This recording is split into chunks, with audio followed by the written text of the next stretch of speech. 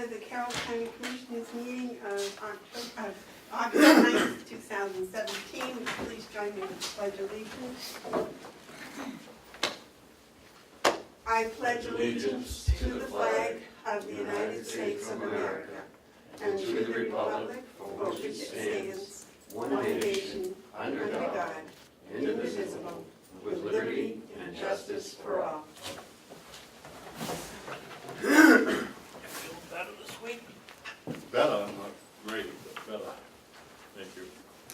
Okay, we have the August 2nd minutes for approval. I'll make a motion, we approve the minutes for August 2nd.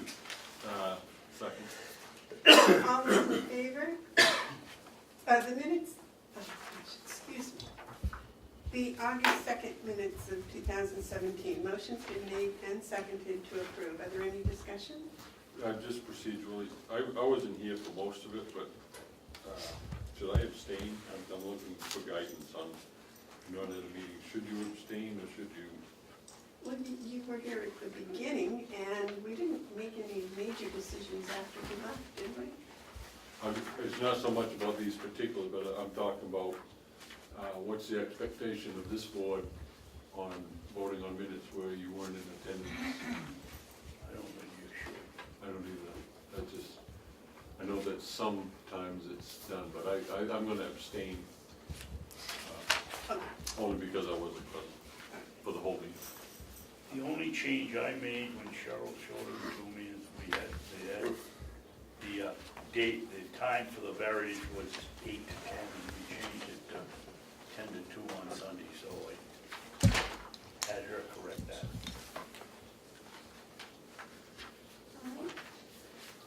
Motion's been made and seconded. All those in favor say aye. Aye. Those opposed? And Commissioner Hounsell is abstaining. Yes, thank you. And they've already come and signed it.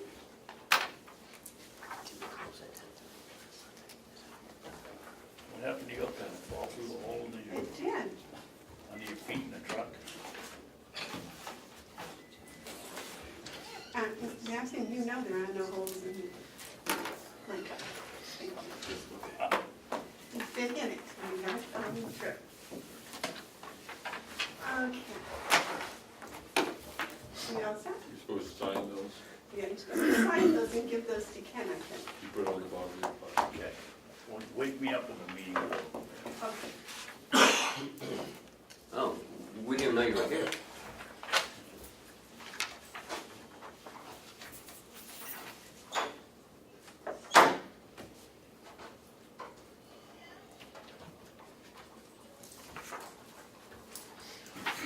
Do I not sign or do I put it stand or do I just leave it I blank? just abstained. Yes, because if you sign it, that means you've at least seen it. I'll initial. Public input? Just state your name and the town you're from, You want me to please. stay here, right Yes, here? that's fine. Wherever Okay. you're comfortable. My name is Josephine Amatucci, and I come from the town of Wolf Grove. I'm here, believe it or not, to remove Stuart Chase from the sheriff's office. He is a criminal. I have, Point of order, point of order. oh, this is not the right people to go before? I don't think it is wise, in many levels, to level charges against any person without that person present in order to defend themselves against No, those the things. charges have been on the newspaper, on the front page. This is familiarity with people, so.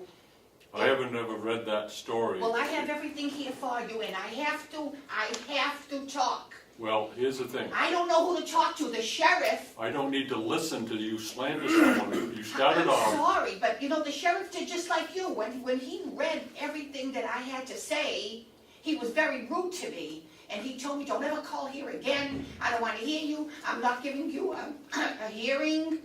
Somebody has to listen. I don't want that man at the sheriff's office. He didn't retire. He he was terminated. Point of order, point of order. Excuse me, Point if of I order. could just interrupt for just 1 minute. It sounds like you're very concerned about an issue. Yeah, Like you, I am not exactly sure if this is covered under public input. My first reaction would be that is something you should take to the sheriff, but it sounds I like did. you already I did do did, that. I'm not 100% sure of the procedure for public input. Now, this is my First Amendment right. I have a right to redress my Not here you grievances don't, not before here you government. do, not here you do not. well, And This are is- you government? Yeah, Yes. I I am. have a right before Not government. in front of this committee, Madam Chairman, I asked for a recess. I asked for a recess, please. Grant a recess. Nobody wants for to a moment. listen to me. Just a recess. Okay. Nobody let's- wants to listen to me. Grant a recess. Call a recess. I would like to have a recess and let me do a little bit of This research. is all for you, honey. Okay, let me do All right. just a wee bit of research on Have a this and And find here out it is on the what's, front page of the newspaper, he's a criminal. let me see what the proper procedure is. You just see. Michaela? Oh, they're going to. Fucking government. Easy, easy, easy, easy, man.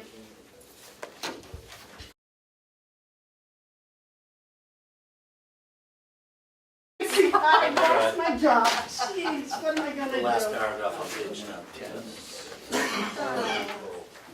The last sentence of the last paragraph. Yes. I'll take them to your office. Okay. Mr. Hearn? Do you want to see the prior one? You know, some of this too is that the county also just signed a commitment to go to our. We can do this one in South Sure. Carolina for us all to hear. Yeah, sure. Instead of lobbying while we're out. He did. Oh, he called him down. Oh, yeah. All right, thank you. Certainly got to respect the process. The one way. I'm not. I didn't know that. You can have my seat. No, that's good. Okay.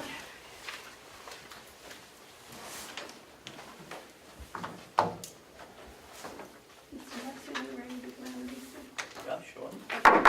All right, we come out of recess. I checked with the county attorney, and I have given you a guidelines for public input. Now, the issue seems to be a personnel issue, and one of the things I just learned is that people, when they do public input, are supposed to sit down, not stand up. So I gave you the wrong directions, I'm sorry.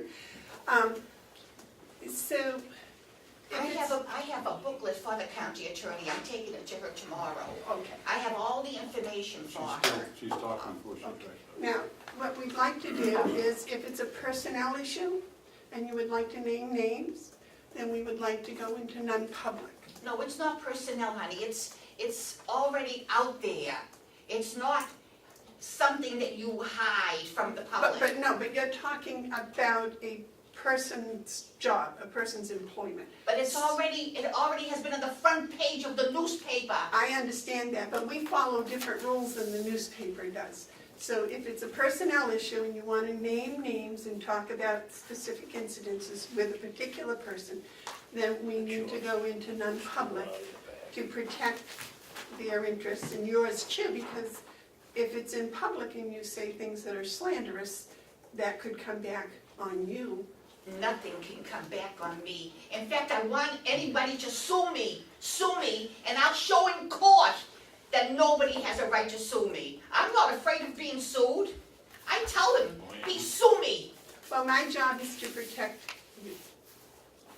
So if you have a statement and it does not include names and a personal issue, then we'll gladly hear it today. If you wish to come to a non-public and discuss the personnel issue, then we can do that next week. If you speak Yeah. with the administrative assistant, We'll he do will that. make a meeting. He will schedule a time for you next week for All you to right, come in and thank you, discuss that's all very this. nice of you, thank you. Okay, well, I There's try to nothing that's follow gonna the calm me rules. down, nothing, because 2 everybody's, minutes, 2 minutes. they don't hear when I talk, Well, that's why a non-public where you can say exactly what you yeah, it'll want. be next week, when do Okay. I get the date? If you would speak with the county I'll talk to administrator. you after this, and we can set up a time for you to come in. So you want me to wait? Yep. Well, yes, he can, all right? Thank you very much. Any other public input? Yes, Yeah, Stephen? I know your policy is not to answer questions, but, Yes. first we hear that the policy is not to answer questions, and now we're told that we have to sit down. Just Yeah, I enforcement of a current policy that you should be aware of, Damon. The policy says you sit down when you speak, that's it. I was ignorant of that policy. I'm That sorry. seems to be news to me, and I'm not sure what else will come down the pike maybe, but that struck me as a little bit curious, that one must sit down to address the board. May we get you a copy of the policy also? Please do. Okay. You have to rise to address, I mean, there's rules in every setting that you go to. Okay. I mean, it's called decently and in order. Thank you. In Wolfboro, you stand up. Yes. But not Wolfboro. Well, here we have a policy Yeah, the chairs, yeah. which I need to review again. Is there any other public input? All right, if not, we will go on to the Fiddler contract.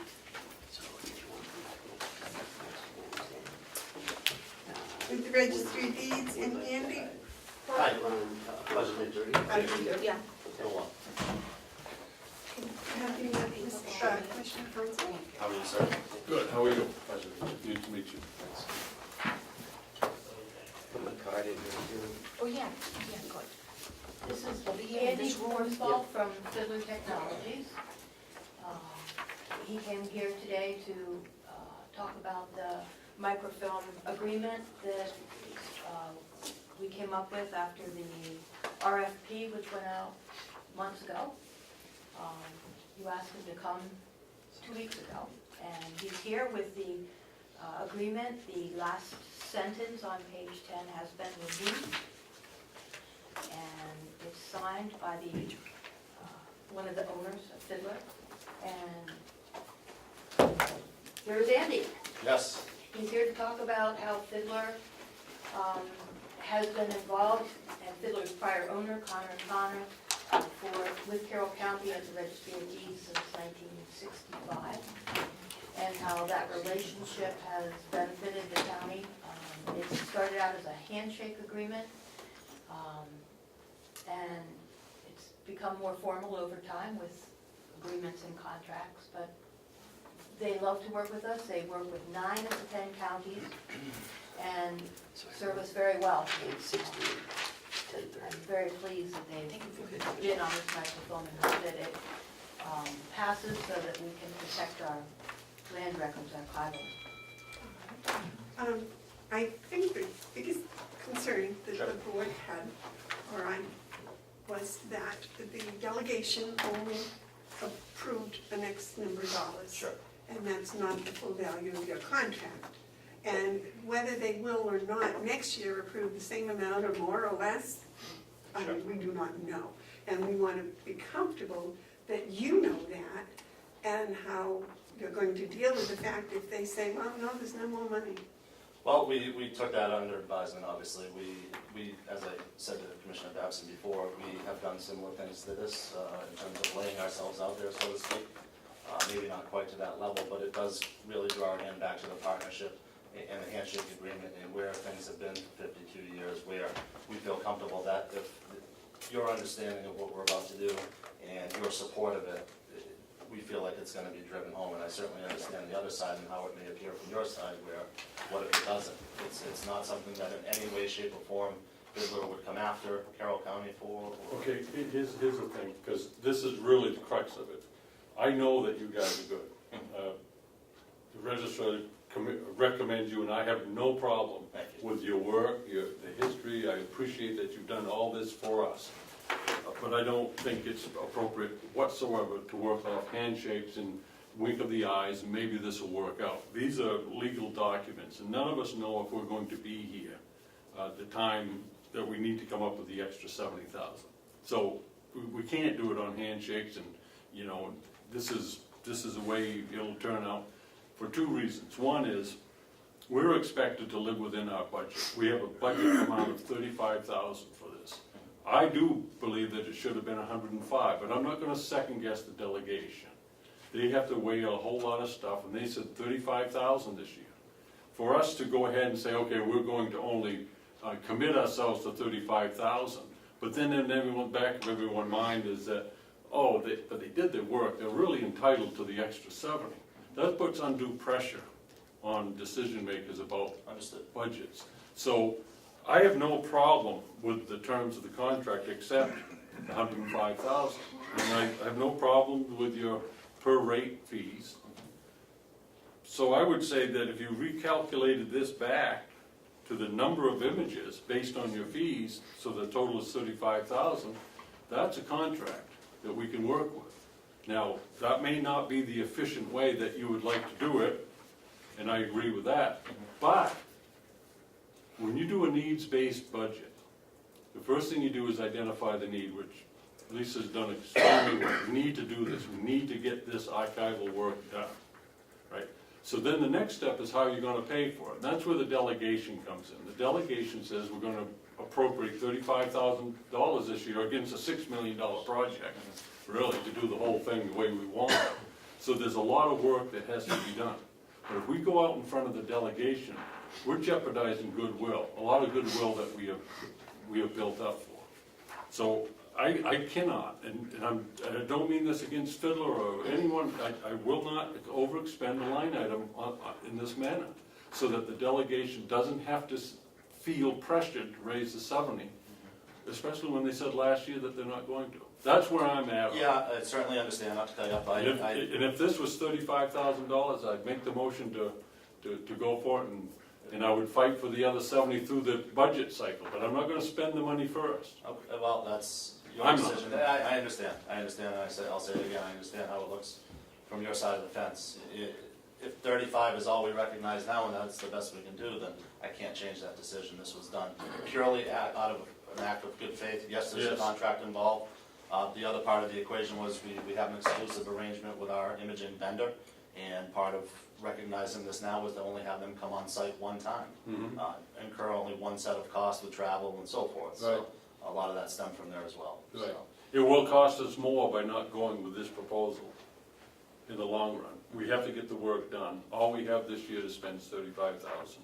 And I'm reluctant to vote to put the county on the hook for $70,000 without the delegation's approval. And I understand how you would appear to the delegation, but I just don't, the hook does not exist.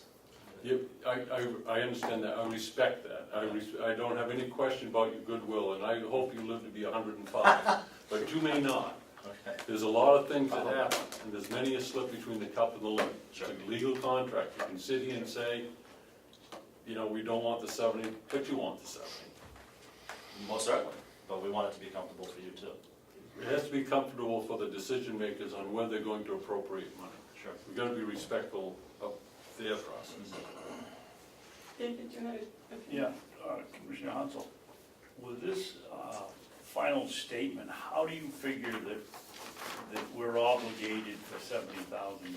All payment obligations beyond the initial $35,000, which was appropriated by the delegation, are contingent upon funding approval from the county delegation. Exactly. I would say that based on our lawyers looking at it and everyone's intent, that would probably hold up in court, and we wouldn't have to pay the 70, but why would we want to have language where we might have to use that? The thing that remains is if we spend this money, and then when we go through the next budget process, we will have to say, oh, we had the work done, we really ought to pay the 70. That puts those hard-working delegation members looking at, I'd like to weigh this on the merits of it, not on the fact that we owe 70,000. I don't think it's fair to the delegation, and I give a lot of thought to this. If I was a member of the delegation, and if I said to the commissioners, you have 35,000, and then I found out they put us on the hook for 105, I'd be a little bit upset. Ken, what did the lawyer say about this contract? You wrote that What language. did they say about it? Well, She approved it? What she wrote? yeah, I mean, Wrote article something. this is what they did. But at the time, that's what we were looking at, the 105. Yes, it's- There's an urgency to having this microfilm produced. There's an urgency everywhere, Lisa. I believe that the landowners of Carroll County at the current time have a risk because it's not here. You're If- selling the wrong people. You've got to say that to the delegation. They didn't give you the money, Lisa. I'm not going to give it to you. I'm not going to vote to give you the $105,000 because the delegation didn't raise it. It isn't about need. You're absolutely right. We should be bonding this thing and getting the job done. But until we do, we don't have the money. And it's not fair to have us go do an end around the delegation. They didn't raise the money. I believe the delegation will support this. Well, they haven't yet. When they do, then we're set to go. I don't really see where the wording of this puts the delegation on the hook for anything. When they do $105,000 worth of work and they only get $35,000 for it, what do you think's going to be asked in the budget process? But if the delegation doesn't want to give it to him, they'll say no. And he's already said that he'll accept their, the delegation knows how to say no. Then that's not good business, in all due respect, to say that I'll do the work and don't care if I don't get paid. So, Well, with all due they're respect, gambling. that's his problem, not ours. It could be ours, and it's also, whether it's a problem or not, it's not the right way to do it. You raise it, you appropriate the money, then you spend the money. You don't spend the money and then hope that someone will appropriate it. Yes. It's not the process. Madam Chairman, I think that we're not following parliamentary procedure here. I think we ought to have a motion on the floor before we discuss it. Sorry. Commissioner Hounsell is always a proponent of that, so I will make a motion that we approve payment of not to exceed $35,000 to Fiddler Corporation. And that Carroll County is in no way obligated to pay 1 cent more for that for any work done to exceed the $35,000. I'll second that for the discussion, but I got a question. Yes, Commissioner. Clarification on the motion. That's not a motion to approve this contract. Is that correct? Your motion is to spend no more than $35,000. Well, that's my error then, because my intention was to approve this contract. Now, then I would withdraw my second. Then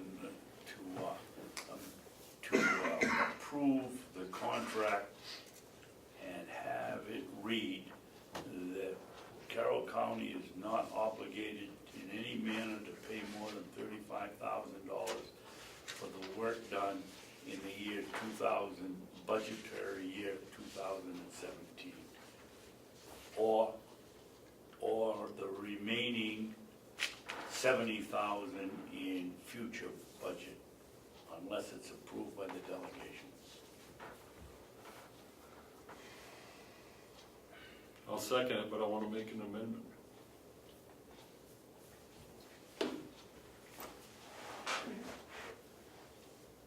If we're going to sign this contract, I don't want $105,000 in these numbers in there at all. I'd rather have the estimated investment say 6,000 images per roll, that there will be 30 cents per image and 50 cents per duplicate roll, not to exceed 35,000, or not to exceed 34,900, so you get your $100 in there for shipping. In other words, we can do what you want by just changing the number of images that were, Images per row. excuse me, images. It's 30 cents per image. I'm looking at the line that says 82,000. You calculated so many rolls at 30 cents per image and you came to that.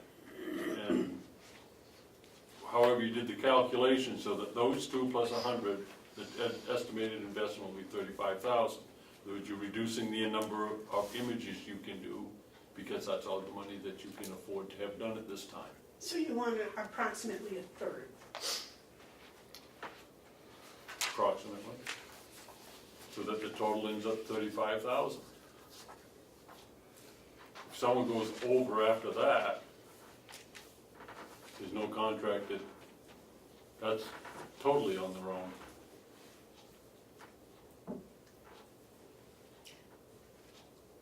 It's already states that they're totally on their own after the 35,000.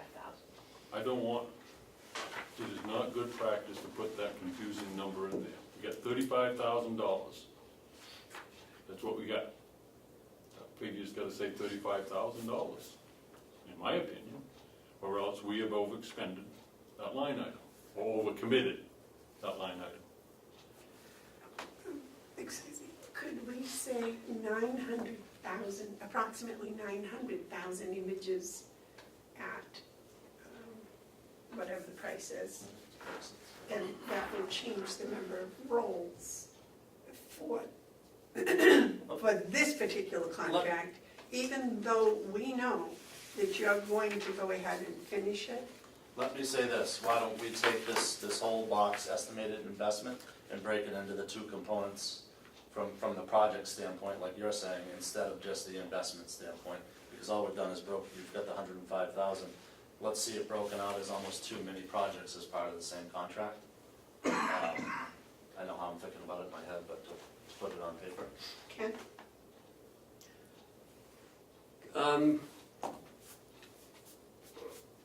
Commissioner Hounsell makes a good point. I hadn't thought about it that way, but, you know, we are committing the county to $105,000. Why don't we postpone this until after the delegation meeting? We can discuss it with them on how they wish us to proceed. I would, in the absence of hearing from the delegation and their input being important, that wouldn't be a bad way to go. If you withdraw your second, I'll withdraw my motion. I'll withdraw my second. I'll withdraw my motion. I'll make a motion that we wait till, When's the delegation meeting? Next Monday? It is not next Monday. It's either the 21st or the 28th. You're not here the 28th, are you? I will be. It's the if it 14th. has to be. That's not the 14th. So it will be before, it's either next Monday, the 21st, or the 28th. It's still yet to be decided. But I think it would make more sense just to run it by them, and if they're comfortable, yeah. then, It's different then. right, It's different then. Right. If they give it the green light, then I Then- have no problem. okay. David? My motion will read that we postpone a decision on the fiddler contract till after the August 2017 delegation meeting. So I don't have to worry about the date. Second. Okay, the motion's been made and seconded to postpone until after the delegation meeting. Any discussion? Yes.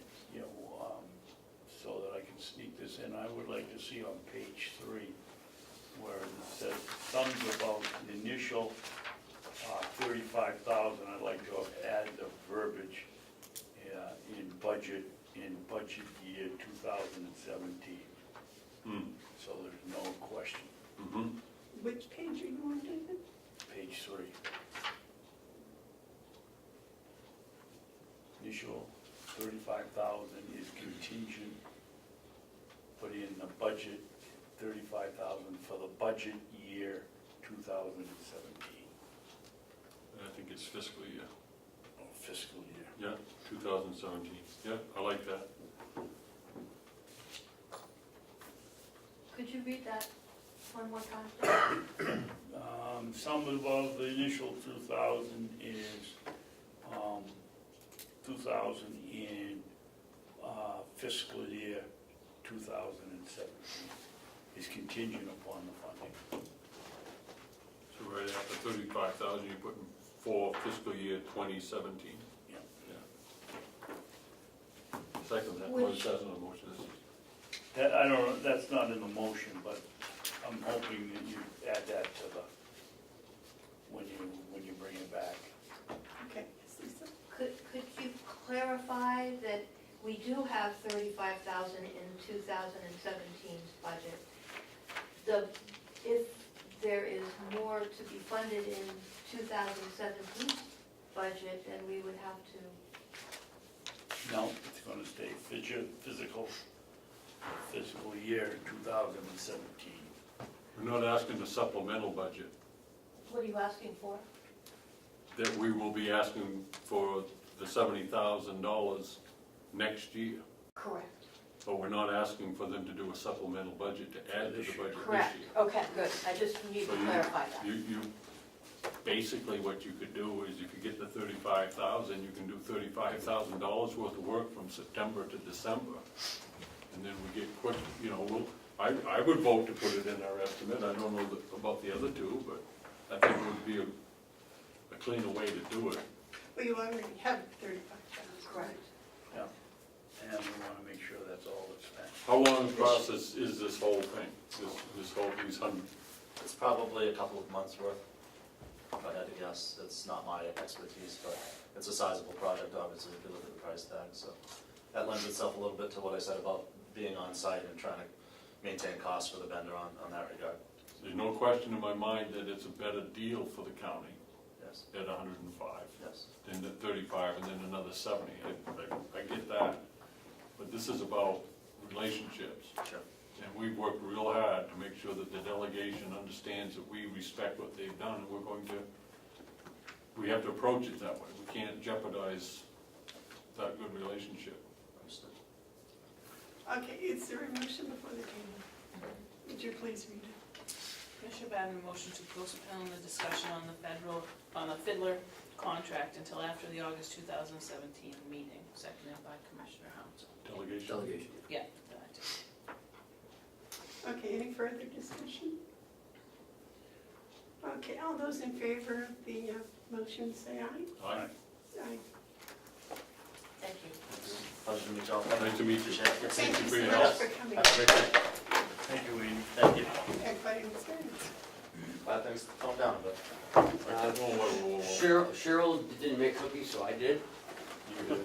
I got to make those. I can't do these things. Oh.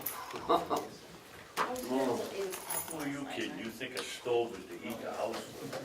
Update on elderly for Carroll County. So good. Howie and George? Better than mine. I feel like we're What do they want? Sit right there, gentlemen. No, Don't treat. So I can look right across at you and see you, that's.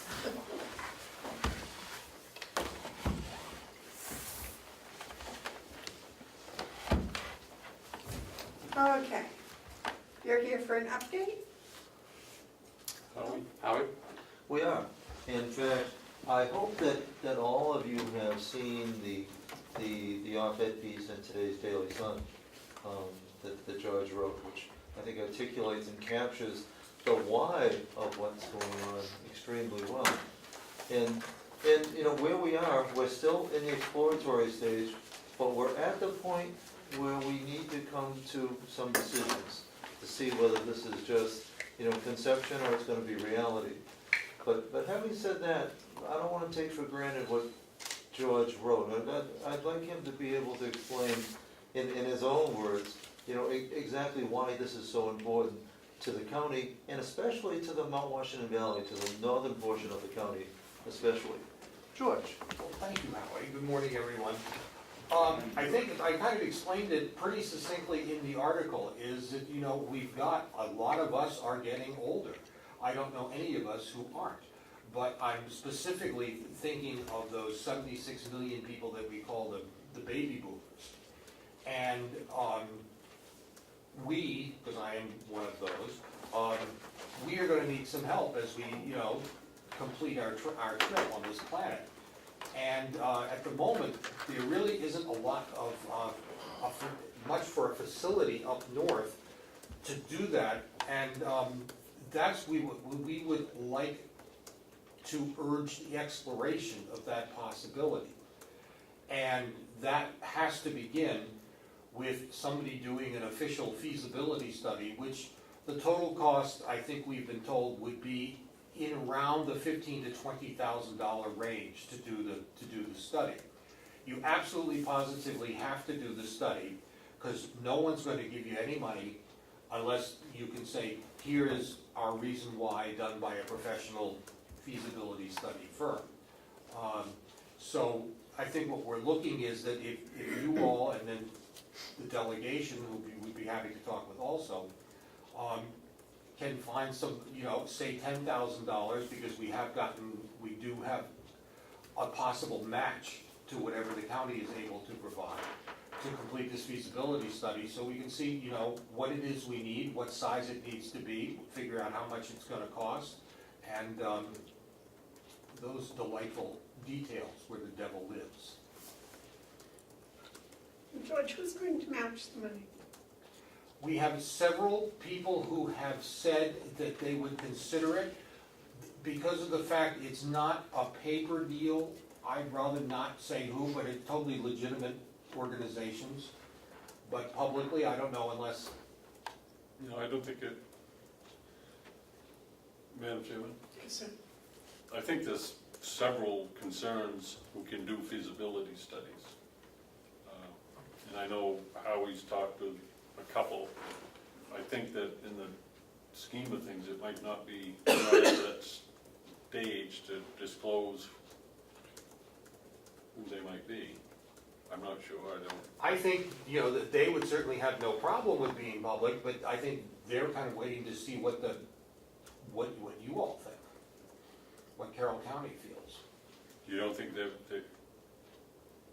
I just wouldn't want to jeopardize something that you guys already put forward. No, No, I don't. But we recognize that when the commissioners of the delegation might well ask us to get multiple proposals. That's what I was But- thinking, but- an but- RFP. But what we did in terms of due diligence, to be sure that we're in the right ballpark, was to have preliminary meetings with one. So that we know there's at least one person within this range qualified. There could well be others, and we defer to other judgments for how to proceed. But we didn't want it to get bogged down into us either throwing out a figure that's way too high or way too low. So we do have a preliminary figure that's solid. We have the potential backing of others. So we're at the point where we can actually move ahead if it is the will of the commissioners to make a recommendation to the delegation. Madam Chairman, a question of the chair. Yes, From what I've gathered, I guess they would be willing for us, so that we know the legitimacy, to identify who you have been talking, or who has spoken with you, as far as possibility of feasibility study. I don't think there'd be any harm or offense taken by the party. I'm fine with that. I think we should know. And that would be Roxy Severance, who many of you might know as having been the executive director and administrator of the Morrison and Whitefield, and also very instrumental in doing the development of the new project, which includes a significant commitment to assisted living and independent. And I forget what they're calling it. Morrison House? Is it the Morrison House? I don't think it's the Morrison House. It's close by, but off-site, but it's in Whitefield. So we've been dealing with somebody who is not dealing in just a theoretical, who knows the North Country market, and has made the commitment. That project, part of it is scheduled to open this fall, the remainder in the spring. So we've had those discussions, and yet if the commission or the delegation wanted others, we could certainly get other proposals as well.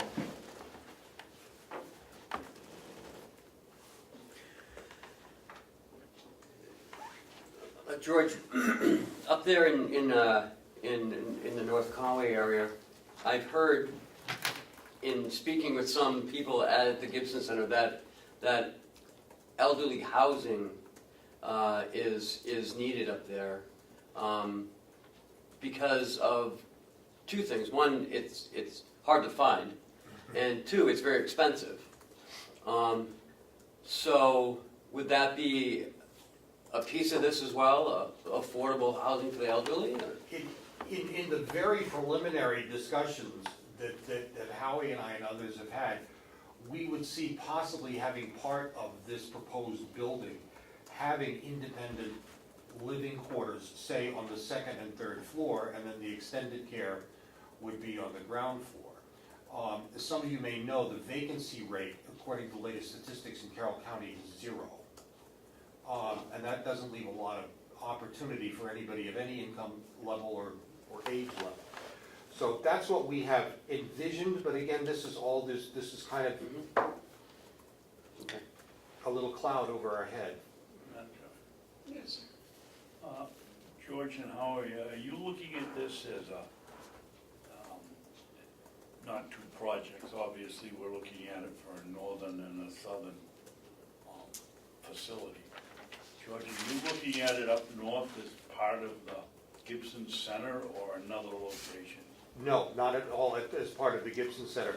I'm advocating for this because if there is something afoot that is going to impact the 60 and older population in Carroll County, the Gibson Center wants to be involved with it, see what's going on, and see how we can help in some way.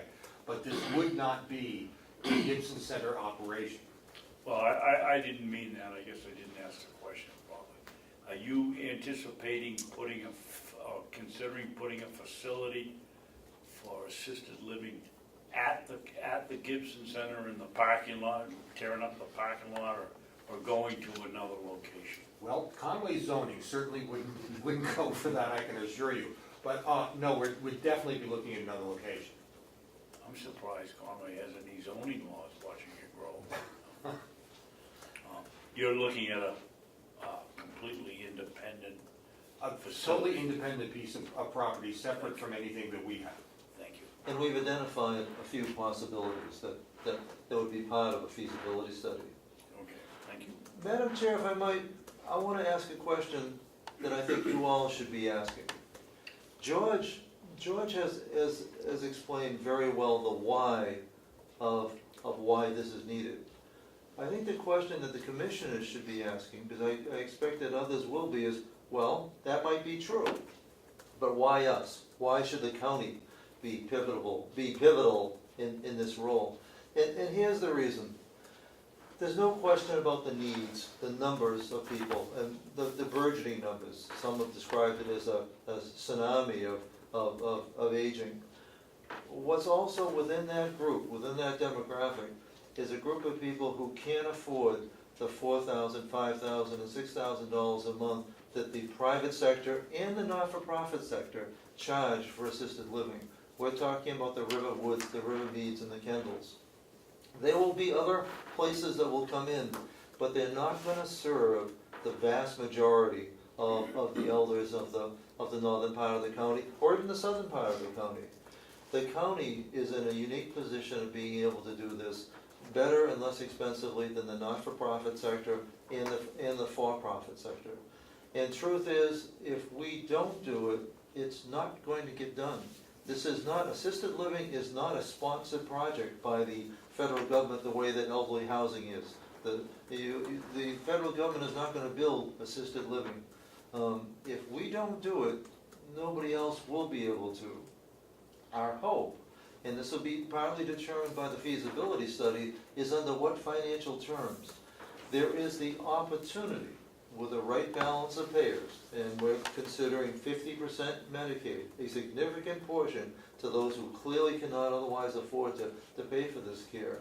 There is the potential of the county being able to do this on a break-even basis or on a very low subsidy basis. The reason for that is that we're already here. We're already in the long-term care business here with Mountain View. Adding on to Mountain View is clearly something that provides benefit all around, even to the operation of Mountain View. Freestanding assisted living, because it would be an extended campus of the existing main campus, we don't have to have double of everything. Quite frankly, the phone system up there could be tied into our phone system. The billing could be done from here. A lot of the back room things can be done from here and would not be duplicated. That would give us a tremendous financial advantage and allow us to be able to provide, first and foremost, quality care and services. That's not negotiable. If we can't do it well, we shouldn't do it. We can't do it, we won't do it. But given that, we should also be able to do it at a cost that's affordable to the clients coming in, but also to the taxpayers who help support it.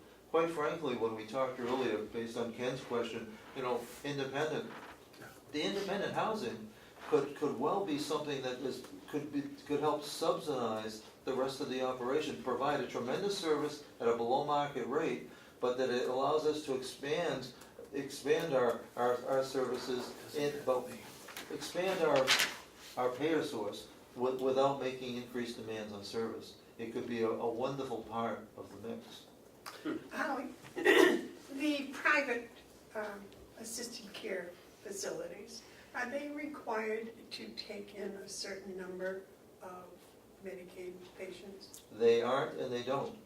Once in a while, you'll find, now, the state does not, unlike nursing home beds, the state does not limit the number of Medicaid available assisted living.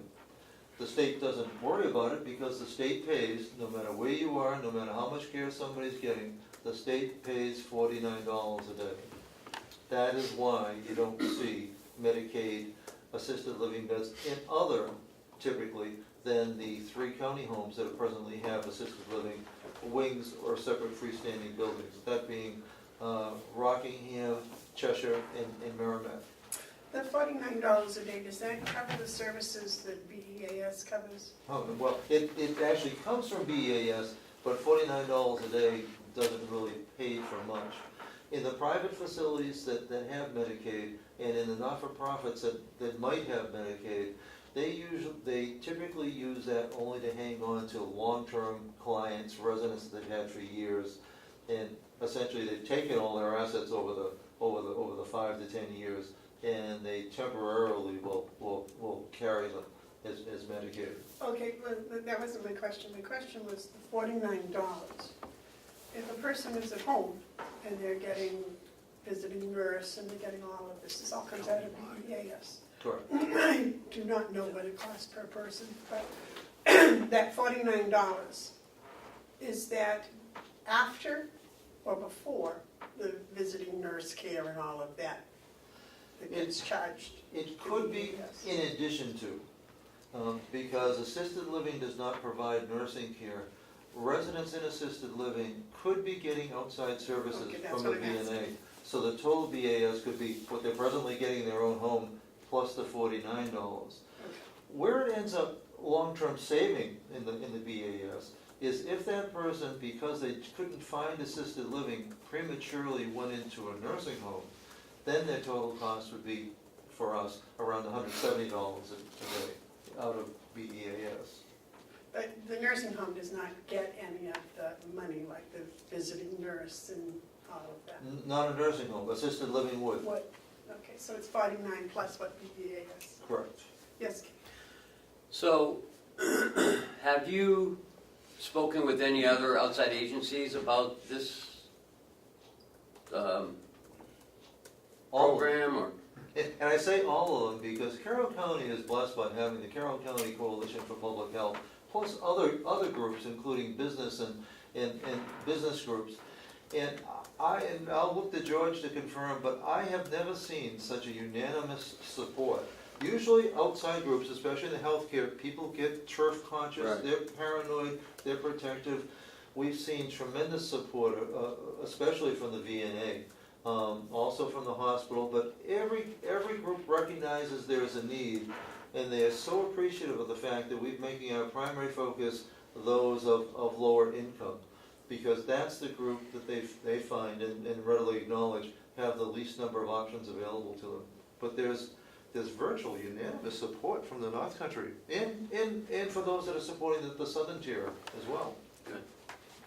George, have you heard any? That's absolutely what I've heard too. You know, we have a strong support system in this county. There are a few holes.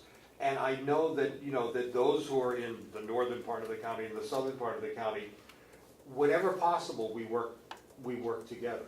And, you know, say, well, we're doing this and this works, and go, oh, good, well, we're gonna try that. I think that to have this adjunct in the north will be more than welcomed. That's really an understatement to say welcomed. It's going to be vitally needed. And, you know, when I hear of affordable housing being built at $250,000, that's missing exactly what Howard was talking about. Something to think about too, another question you might ask is, well, why don't we just add on to Mountain View and have everybody from the Mount Washington Valley come on down. Well, we would be ripping people out of their own communities. Yes, it's in the same county, but no, it's not the same community. People want to stay with their own church, with their own doctors, with their own friends, with their own community. And we see the same in terms of the number of Mountain View residents that we have that come from the northern tier. Relatively few. They would rather, even if they preferred our accommodations, they more prefer living close by their family, their friends, their doctors and their pastors. David? Thank you, Madam Chairman. I'd be inclined not to support any project that wouldn't include two facilities. There's just too much of a economic and social diversity in this county to have it one place. Plus you get the aggravation of winter storms and you want to drive down here and you see somebody from up in Bartlett or Jackson. It makes no sense not to, even if you build the two of them, which equal the size of one if you had it in one place. The only thing that makes sense to me is having two facilities. Okay, yes, sir. I agree with just what Commissioner Babson said. One of the things that we do know is we have a county that's unique in its demographics, but we celebrate that at the same time. We don't want to make one part of the county like the other part of the county. We want to be able to recognize and appreciate the differences. And I think it's absolutely wonderful that we're having conversation about the need, and we are talking about the northern need, and it's a real need. But that doesn't mean there isn't similar needs in the southern part of the county, and I think it's only fair to the entire county that we look at this both with a northern perspective and a southern perspective. It's hard to believe, Commissioner Hounsell, that with the way the demographics are changing in the county, that no matter what we build, where we build it, we couldn't fill it. I mean, what the figures we saw in some meeting we were at, in 2025, our aging population will increase 48%. Now, What was the one you had today, George, and you?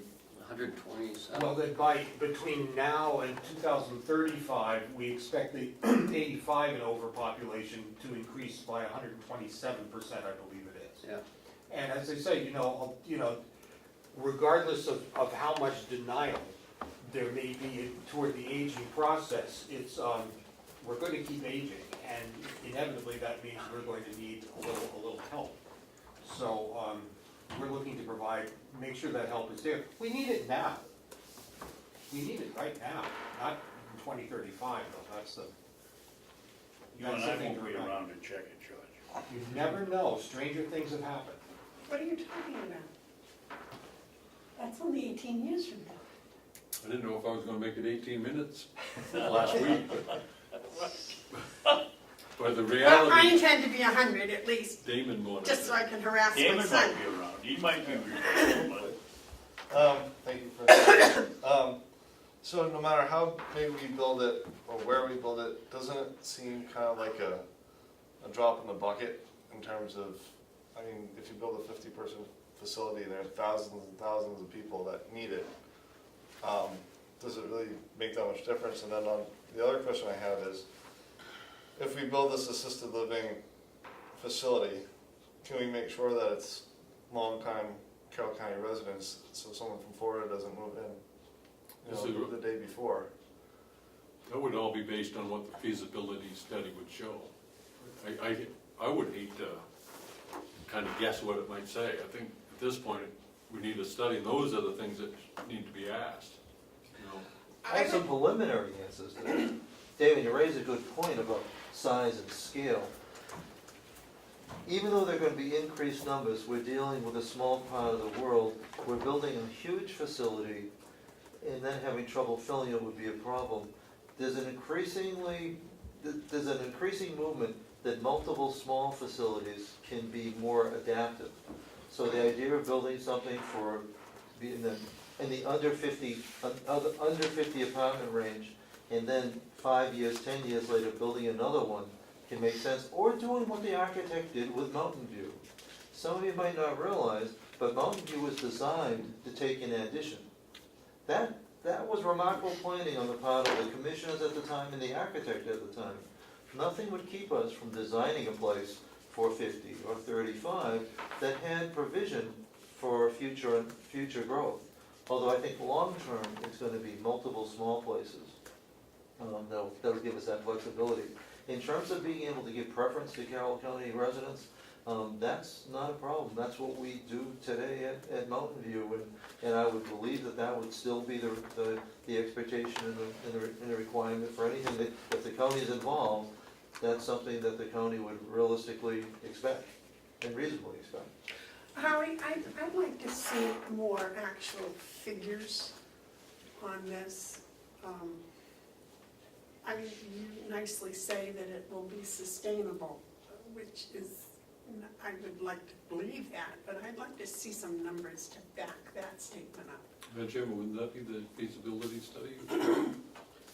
I think he probably has those so that we could look at them before the feasibility study. Well, except the number is, as George points out, we can't, what we're doing is actually going to be, it's going to be more than a drop in the bucket, but it's just the tip. If whatever, we're talking about something of a very small scale, under 50 apartments.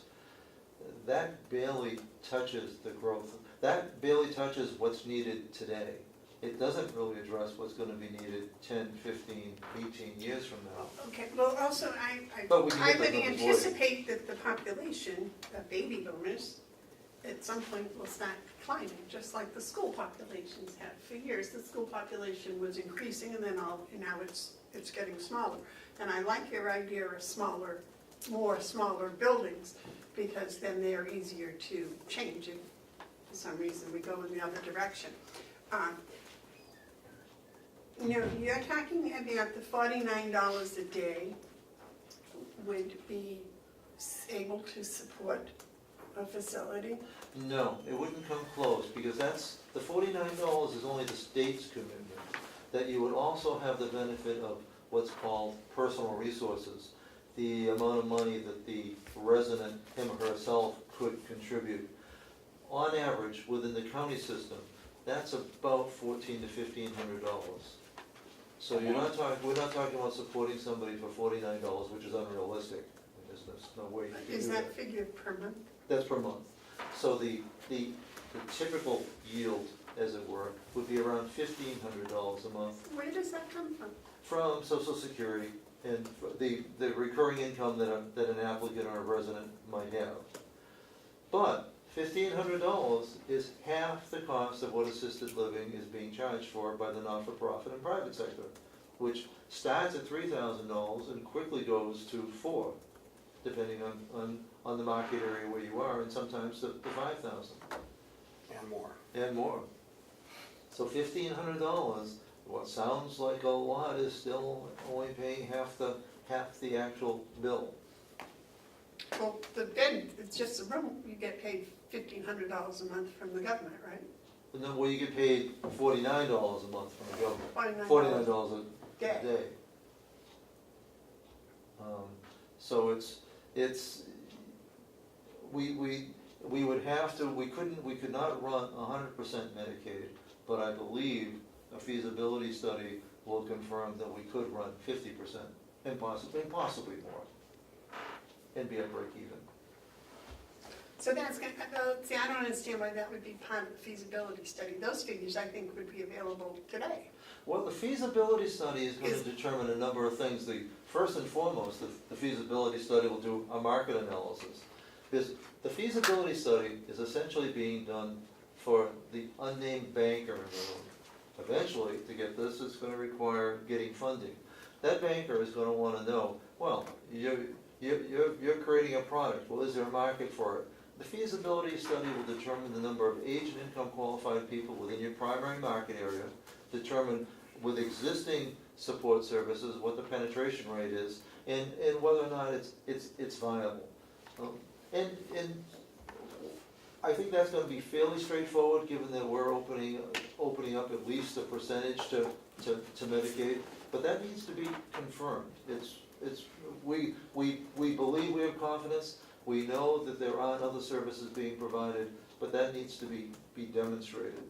The other part that the feasibility study has to do for this unnamed banker is that based on the fees that are proposed to be charged, is the project viable?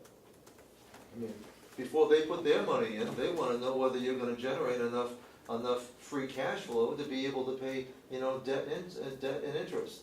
And that has to be confirmed independently. They're not gonna believe us when we go to the bank. They're gonna need to have it be, established independently. Yes, George? And feasibility studies have been done that show don't do it. It's not feasibility study because just because you're paying $20,000 to have it doesn't mean it's gonna show you how you can do it. I know of feasibility studies where it's said, forget it. It just isn't gonna fly. But the thing is, how he was saying, you've got all this information in one nice little booklet form that the unknown banker can look at and see all in one place instead of getting a pile of papers from me, a pile from Howie, a pile from Concord. It's all right there.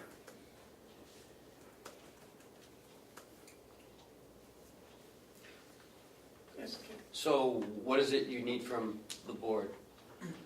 We'd ask that the board, make a recommendation to the delegation for the appropriation or reallocation appropriation as best you might determine of $10,000 to fund to help fund, to contribute to the funding a feasibility study to determine whether assisted living in northern Carroll County and an expansion to Mountain View makes sense. Madam Chairman? Yes, sir. On that point, I'd like to present a motion. Go ahead. I move, and I have this written out, Cheryl, exactly, if you miss it, I'll talk slow. I move that the Board of Commissioners support allocating an amount not to exceed $10,000 from the 2017 Mountain View Nursing Home Funds for the purpose of conducting a county-wide feasibility study for the purpose of determining the need for assisted living for community elders. Further, that the Board of Commissioners will seek concurrence from the county convention/delegation.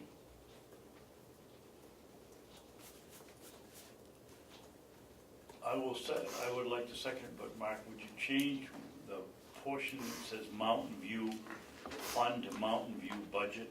Mountain View, You said 2017 Mountain View. How is there an something extra or 10,000 nursing in your home budget? funds. Budget, it said, but I'm gonna change the word funds. That's the to part that budget. I was getting a little nervous other. about. And I will Yeah. second it. He says there's no 10,000 in his budget for that. Well, Yeah, Gotta there find is. it. You can't have Don't- a supplementary budget. let's say have a second before we have a discussion on this. Okay. Yep. I'll second it. Okay, the motion's been made and seconded. Is there any discussion? Yes. Okay. If this is going to go towards working with the elderly, it's gotta come out of, we've chopped the budget enough around here. You go outside, the lawns aren't mowed, things aren't done. No way it's coming out of the public works, or I'll work against it. It has to come out, Howie has to figure out how to get it out of Mountain View budget. Madam Chairman? I'm of the position myself that it could come from whatever's available in the budget, but I understand Commissioner Babson's point, and I kinda like the idea that this is all connected to elder care.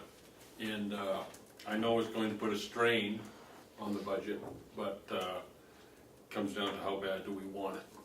And I think that to be consistent with our mission, things to do of this nature should come out of the nursing home budget. So I'm supportive of that. Although I just want to go on record, I don't care where we find the money, we need to get the need done. The need will show us the way to the second step, is how we're gonna pay for it. And then we have to face, can we afford to? We have to get this thing done. It doesn't matter to me what line item it comes from so much, but I believe in practice it should come from the nursing home. David? Yes, we also have the option, or the delegation does, of a supplementary budget for $10,000 if they want to go through that hassle, if they really believe it and want to do it. We're seeking their concurrence under this motion. That doesn't mean that they can't do other things. Okay. Yes? You said it's in the budget, he says it's not in the budget, and I thought we had a real tight budget this year, so. I'll find it. If typically, now remember, we're only in August, typically we come well under in expenses because of some are virtual contingencies. We don't know, so it's very likely. We have actually done very well with revenue. Now, you can't spend revenue, that has to be appropriated. So while it's very possible, but I hate to say that, you know, without knowing, we still got 5 months to go. Can I say that it's sitting there? It's very likely to be, and can be optimistic, which is different than saying no problem at all. Yes, sir. There's also something else about having it connected to Howie's budget. George and Howie are really leading us in this thing, and this kind of keeps them together a little tighter, because it's, you know, now not only does the county have skin in the game, but Howie's got skin in the game. But is George gonna give me any money? George will give you all kinds of help. But I do think that it's, We'll find a way. that Commissioner Babson speaks to something that is important. We do a lot of different things at the county, and it's easy to juggle one thing to another and another to another. But that's not a good practice. You know, the nursing home runs extremely efficiently. It's really quite an impressive operation. I believe that they can find somewhere within their budget this $10,000. But the delegation, of course, has their opportunity to chime in as well.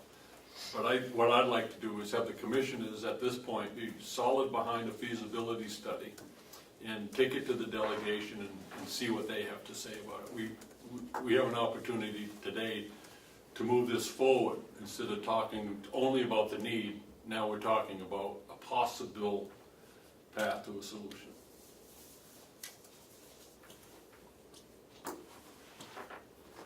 I'm just not comfortable committing monies when we don't know anything about where the rest of it's coming from. We don't know what the feasibility study is going to look like. We don't know what the RFP looks like. It's just, not that I doubt anything that either one of you said. It's just I'd like some facts to have in front of me, some numbers, you know, that make it. This wouldn't be a motion to engage the consultant, that would be a whole separate proposal. No, I Go understand back that, I to understand. all the This details. is talking about money, and that always makes me very nervous, is money. Not only where it comes from, but, you know, we're coming forward. You're talking about there are matching funds available, but we don't know who or where or how or anything else comes along with it. So I would kind of like to have some of that information. Not that I'm opposed to giving the two of you $10,000, but I'm sure you're not going to go to Vegas with it, but yes, sir. I think that more of what I'm seeing, what you all are being asked to do, is to say, yes, we think the feasibility study is a good idea, not spending any money. And with that vote, then we can take your positive vote, go to people that have indicated that they would match whatever that amount would be, come back to you and say, here's what it's gonna cost, here's what it's going to be. But we kind of like to know that your support is there. Well, and I think that has to come from the delegation. But they won't do it unless we ask them. Right.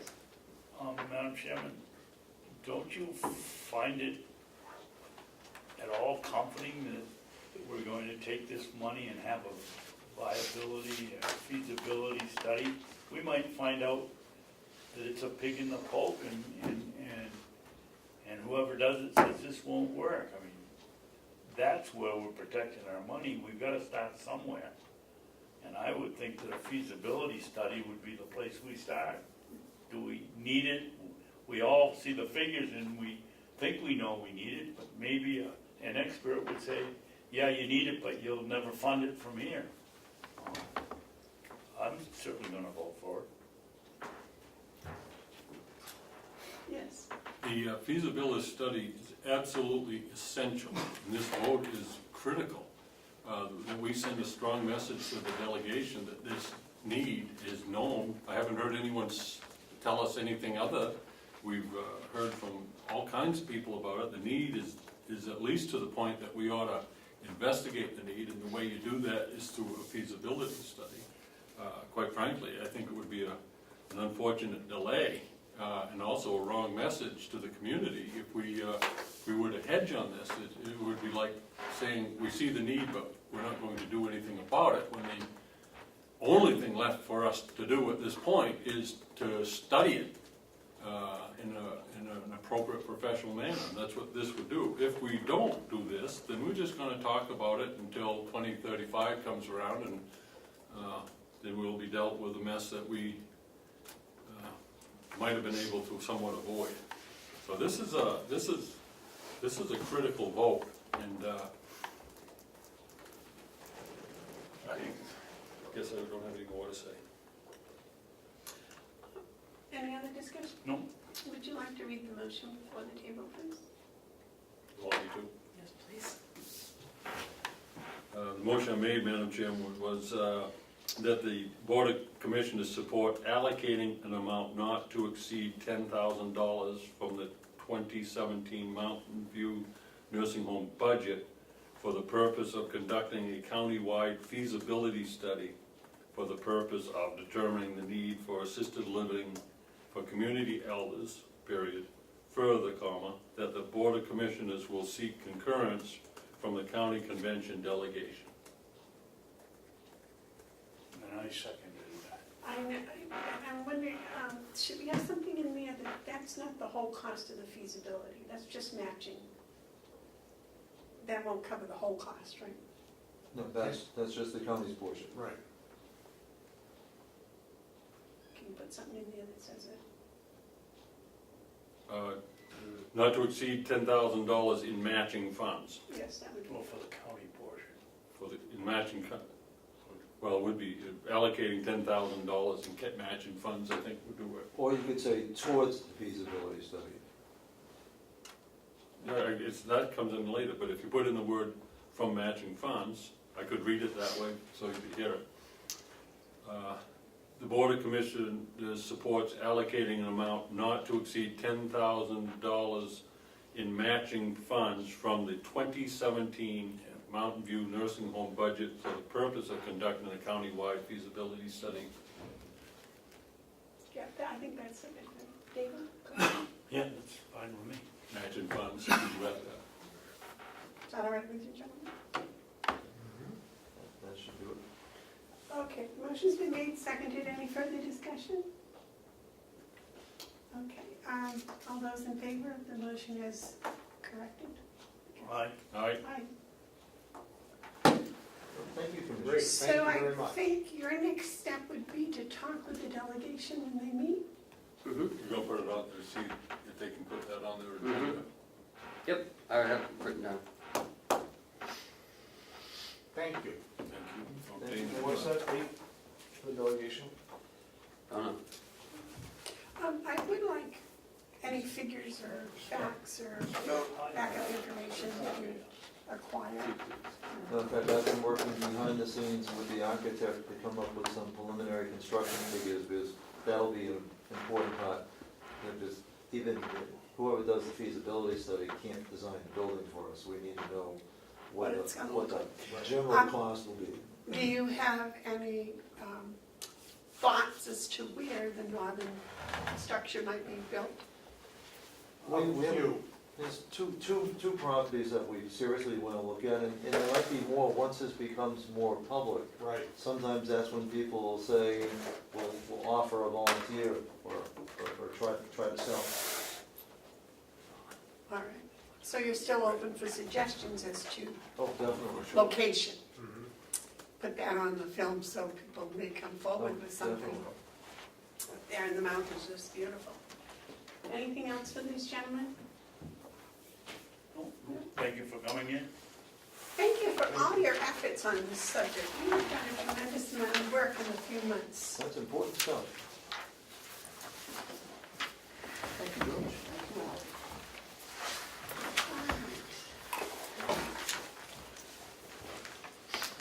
Is MJ here? I don't see her. Oh, there she There is. she is. Right on, John. Perfect timing. Come on in. I'll be right back. Nah, she may need a few minutes to set up. Would you like to take a break? You want to go on No, no, I with the think- White Horse request? Yeah. I received a phone call from Sue Thistle over at Whitehorse. And they have been, the town of Wakefield has reached out to them, so has, I believe, Ossipee, to give them money. Although it was stipulated in the commissioners when they approved the $75,000 that they would not solicit funds from any other surrounding towns. Excuse me, Kenny, I thought that with the vote was if we gave them $75,000, that any contribution from any other town would be deducted from that amount. Right. So they're asking, they've run into a situation. They're using our funds to do outpatient and to help people in the community. It occurred to them 2 weeks ago when they were trying to find a bed for a person, that they found one in Keene, New Hampshire, which is a few hours away from here. The person didn't have any money, didn't have any clothes, didn't have anything with them. So they allowed the person to go through their thrift shop to get some clothes, but they didn't have money for toothbrush, toothpaste, soap, any of that stuff. So they dipped into that money for that, and they bought the person a bus ticket to Keene, and to make sure that they had something when they got there. They would like to accept the money from Wakefield. It's only a couple $1,000s, to utilize the money from Wakefield for that purpose of transportation to inpatient facilities. I said I would bring it before the board to see what their thought was. It is not to, supplement their 75,000 on the outpatient part. It's something totally different. So I'm bringing that to you because they don't want to accept it until I spoke to you about it. Yes. The context in which we established the 75,000, as Commissioner Babson correctly points out, had that stipulation that any contributions from towns would reduce the 75,000 by a like amount. But the context of what was, at the time, I believe, Whitehorse was putting petition articles in for each town requesting. They stopped doing that. I think they withdrew the one in Wakefield. Yep. Yes. So I think that provision was in there in the event they put something on the warrant article for those towns. This seems to be a little bit different. To me, this seems to be a new source of funding that wasn't solicited, perhaps. Right. Or wasn't solicited through an article, a warrant article. How did they get in the budget, though? I don't know. Probably in their welfare budget. That's none of my business. So what is it that they're asking? What is it that, do they have a specific request? Who? White Horse? Yeah. Yes, to accept money from Wakefield and the one, I believe, from Ossipee, to use it to establish a transportation fund that they can send people to these places. So it to would get- be a specific fund Yes. that would have its own accounting? Yes, Like Yes, it'd be 2,000 in and separate. 1,800 out? it would be separate from our funding. So it's not gonna go in the general fund Right, where they no. can buy, No, she made that clear. I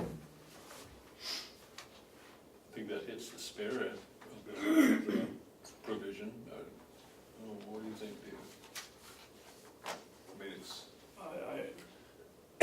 My gut feeling is that this is a way around what we voted for. They didn't come in every day and say, with a case that warrants money. If they're taking it out of their own budget, I don't have, if, Mark is absolutely correct, when we, in fact, I think it was my motion that back then, it was for individual towns, requests from individual towns for a lump sum to go to Whitehorse. This is entirely different. I guess I'd say go ahead, but, you know, it's coming out of your fund, it's not coming out of ours. We gave you the $75,000 that you requested. And if you wanna treat somebody else differently, then that's your responsibility. what I would like to have us do is go back to them. I don't wanna make a motion yet, but ask them how, if they would be willing to set up a new fund, monitor that fund, and any money that they get, is subject to our acceptance. And I say that because in the town of Conway and also on the school board, every once in a while, someone will come in with a donation, and we have to vote to accept it. So if we vote to accept each donation, knowing which fund it's going to, I wouldn't have any problem saying that we have upheld the provision of on the 75,000. In other words, they're going to. Yeah, I see it, it's, But they would have to agree to set up a fund or an account with, if they get $2,000 from Wakefield, that goes into their travel account. And if they don't spend that travel account, then it stays there. And then we get an accounting of how that money's being used. And if more money comes in, then we vote to put that into that account, separate from the general fund. I think, if I understood this correctly, when that was done, was to protect the taxpayers from paying twice. That's correct. And if they've already paid in the 75,000, and now for some reason the town budget is taking money, That's up to the town. yeah, It's not our business. if that's what the town wants to do, It would be like if an individual came up to him and said, we want to give you $2,000. That's not ours to say that they can't. So we shouldn't penalize them and say, well, if you're giving them two, we're going to take two. That doesn't get anything from anyone anywhere. but I think that was the spirit of the motion that was made, was that whatever they got from other towns, they would give back on the 75. I don't I'm think just so. curious as to why or how Wakefield's doing that. Well, Sue just said Wakefield called them and asked them if they wanted a couple $1,000s, and so, well, you know, we can't because of what the county said. Towns do some strange things with their public assistance funds. I've seen them buy people bus tickets to move south so that they wouldn't have to pay the public assistance if they stayed here, local housing and stuff, so. Well, and I don't wanna- if you look at the intake form, there's quite a few people from, I don't want to second guess any town. That's not our job. but I just think, you know, it helps the whole, you know, it helps the people get to where they need to go. I don't want to put a roadblock that wasn't intended to be a roadblock Right. to prevent people from getting the help they need. Well, it was your motion. How do you feel about it? I said, you know, my intention with the 75 was so they wouldn't double dip. Mm. And to me, it doesn't appear they're double dipping here. Yes, they're asking for money, but it's not They didn't from have, us. right. And I think if we have them account for it separately, then we have held to the spirit of a motion that they can't double dip. Okay. Can we do this next week? Yeah. Can we get back to them? See? Sure. We don't have, do we have to make a motion on that? Not now, because, well, I'd like to, but, What do you want for motion? well, no, I mean, we need to find out if Next that's week what they're, we can do yeah, right, if they're able to do that. Okay. They may not, I don't know, they may not want to. Well, can I bring this up now? We sometimes have computers that are out of date and not used. And I was wondering if we could donate some of that to some of these nonprofit organizations. I don't know. I think that's a very good idea, except that It's hard to shift a gear from that to that, and it's just, it's really not tied to this article that we're talking about. Well, because Whitehorse could be one of those. Well, why should Whitehorse get it and the visiting nurse not get it? I suggest we put this on as an agenda item for next week so we can get our heads put up Okay. with yours. Okay. Maybe lag behind with mine. All right, so when you get done with the cookies, Call me a hog. are you ready, dear? Yeah, I want to set a few things up. So this might be a good time for you guys to take a minute break if you want to. Oh, well, I thought you were doing that while we were doing the Whitehorse thing. Good. Oh, okay. It will only take me a minute. Okay. Just Would you want to go there, or do you want to, No, down here? you can stay where you are. I'm just Okay. putting up a couple of visual things and then I'll just great. sit down. Can John get it on his screen? It's right there. Why don't you go okay, down so- here where he can That sounds like a great get a idea. picture of Ken and Here, I'll do it. and the cemetery all at the same time? He won't be Thanks. using it. That sounds good. Can we go on to the House Bill 517? No, that's a different one. Telephone?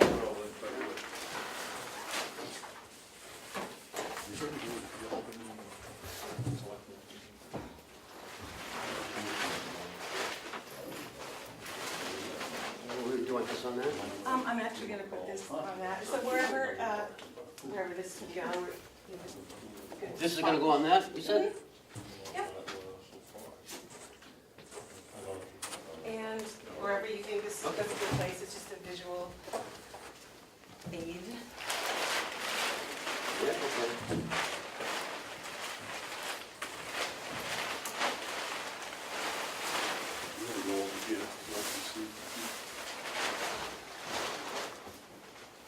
Well, you like publicity, I would think you'd be sitting right beside him. Okay, so where would you like me to sit or stand? Let me see. Now, I haven't seen a 4-page spread of Mr. Hounsell in the newspaper.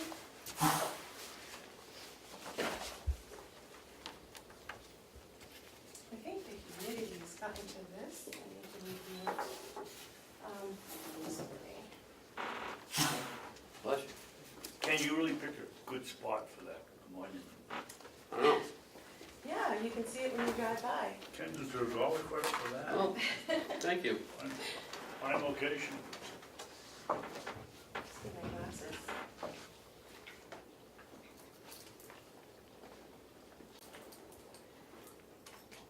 You gentlemen missed a very moving ceremony the day that they dedicated that. I heard that. It was quite memorable.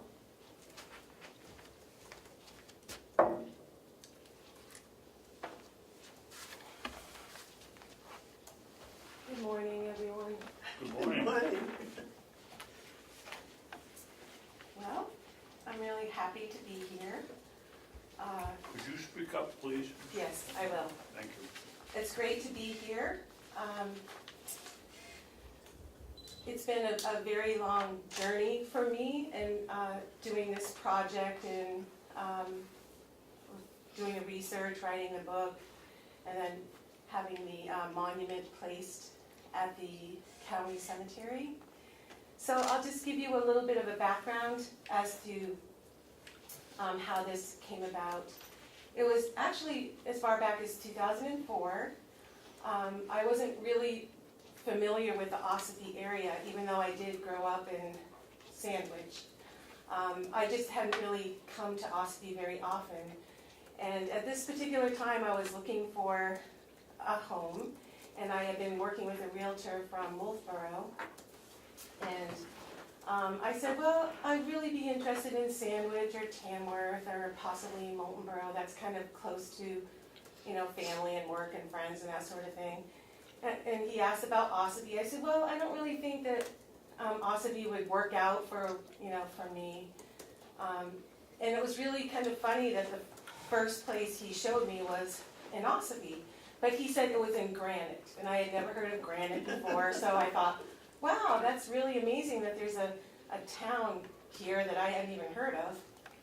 So I was following the realtor down Old 171, or what is known as Old Granite Road, when I passed the cemetery. And to me, it's really, you know, an unusual sight, because I had never seen that type of a setting before. So I was very curious about it, and I went back, and I was even more curious when I realized that they were numbered. So it was my goal to find out who was buried there. And I had actually heard a few stories that were untrue, and one person said it was a children's cemetery, and I thought, wow, that I've never even heard of something like that. But anyway, as we all know, it's the county farm cemetery, and what I wanted to find out was, you know, more information about like the dates of when, you know, this began and the circumstances of the people who ended up in that cemetery, and I just really wanted to understand it. So also in the future, when people did see this place, they would also have an understanding that it wasn't just kind of a mystery that you think about and wonder about. I really wanted to know what it actually was. So as the way things are typically, it's very common for record keeping to be kind of sketchy back in the 19th century. So it was a bit of a challenge to actually piece things together. But through going through the records of the town hall in Ossipee and with Lord's Funeral Home, they had very, very good records in the 1870s through, well, even today I'm sure they do, but they provided more information than any other source as far as people who were buried there and their burial records. So that was really helpful. And the first burials, or this started in 1870. And before I got into and transitioned over to being a writer, I was a Civil War social musicologist and performer, and I used to play in Civil War regimental bands and serenade bands. I was an E-flat cornet player. And so that's my area of history, is the 19th century, right around the Civil War. So it was really intriguing for me to kind of broaden my own research and look into other aspects of that time period. So I was very curious as to how one ended up in the poor farm. And I know just in talking, you know, like my own mother or someone would say, well, if you continue to do that, you're going to end up in a poor farm. And we've heard that term being tossed around. But I really wanted to understand what it really meant. So that's when my journey began with this. What I did find out is prior to the county farms, towns each had their own town poor farms. And so the burden of the poor and people who had unfortunate circumstances, they may have been elderly or disabled, or someone who the family was unable to care for them, would end up on these town farms. And this was not just in this area, this was something that was around the country.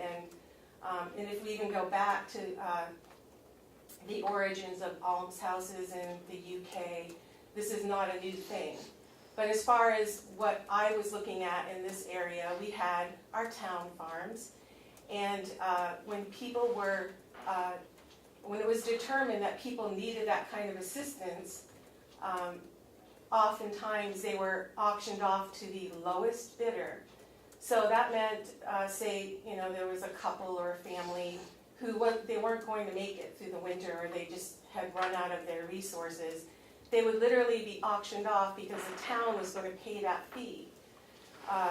So whoever said that they would take on these poor people for the least amount of money would get them, and then the town would take care of that. But then it got to the point where it was too much of a burden for the towns to take care of their poor, and they decided to expand it to a county operation.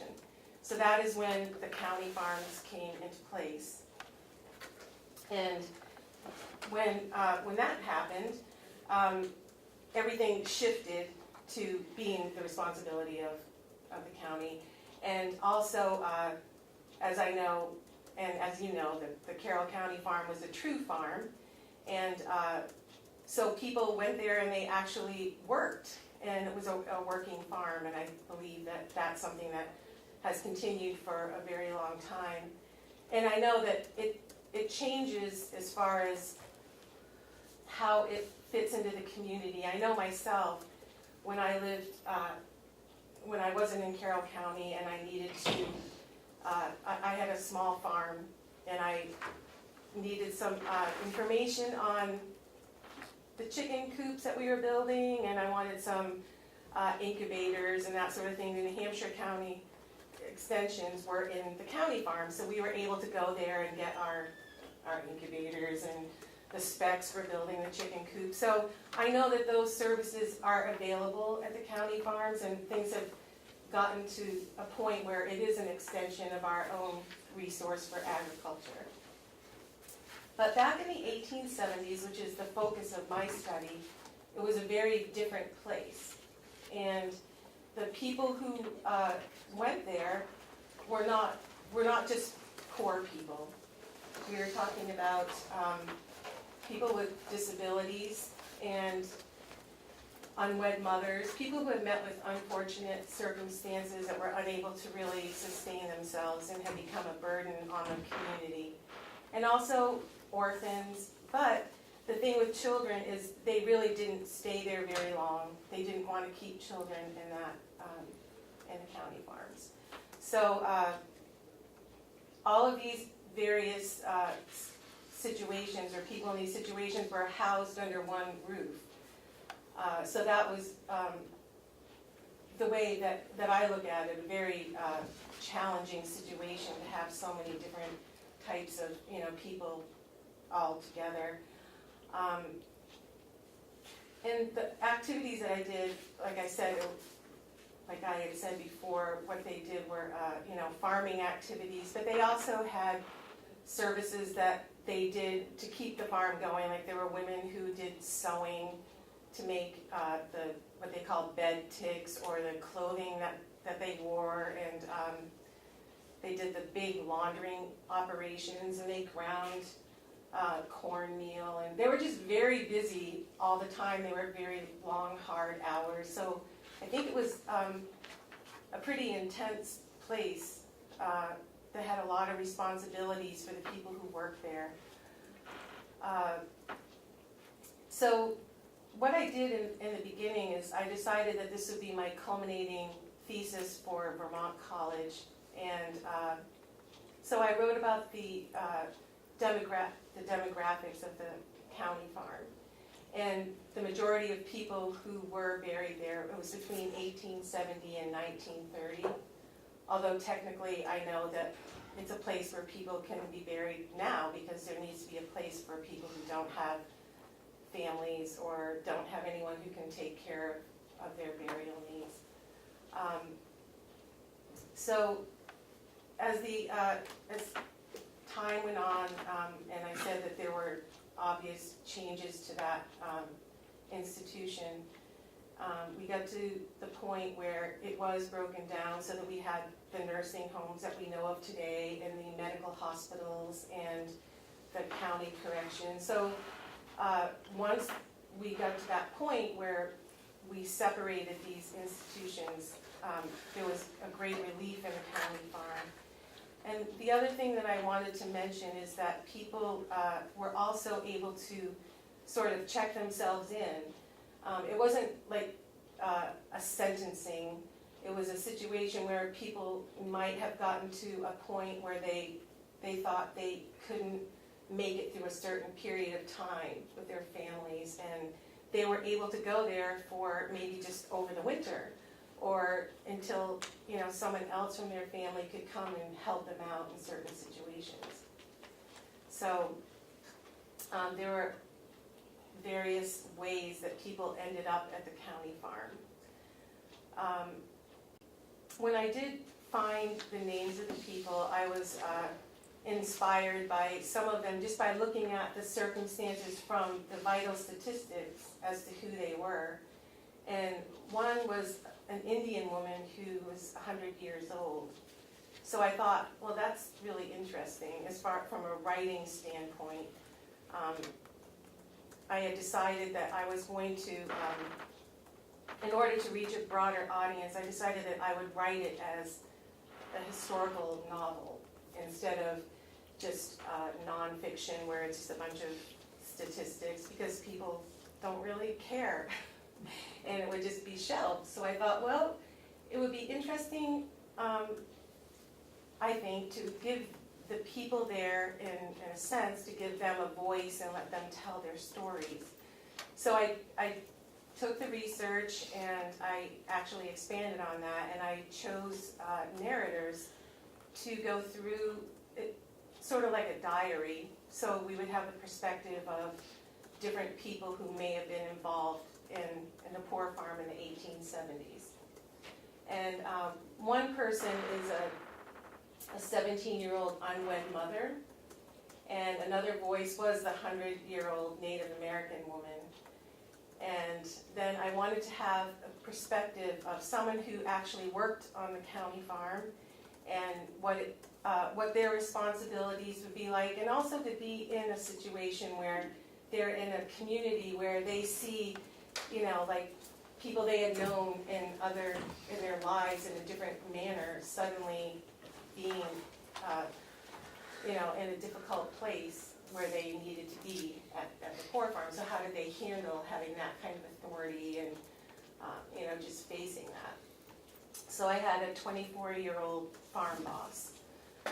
So he was just telling about, you know, what I just mentioned, what it was like to be in that, having those responsibilities. And the other thing that I touched upon was what was our community possibly facing after something as devastating as a civil war, and how our economics and the social factors of many of the men in our society, whether they were fathers, brothers, sons, being, you know, either not coming home from the war or coming home with physical and emotional injuries. So how did that impact the community? And how did they kind of pull together during that time? So one of the first things I looked for was a Civil War veteran at the county farm in the cemetery, and there aren't any. And I thought, okay, this is good news. So what I looked deeper into that and found out that back then, during the Civil War, we actually had many programs that we still have today as far as veteran benefits.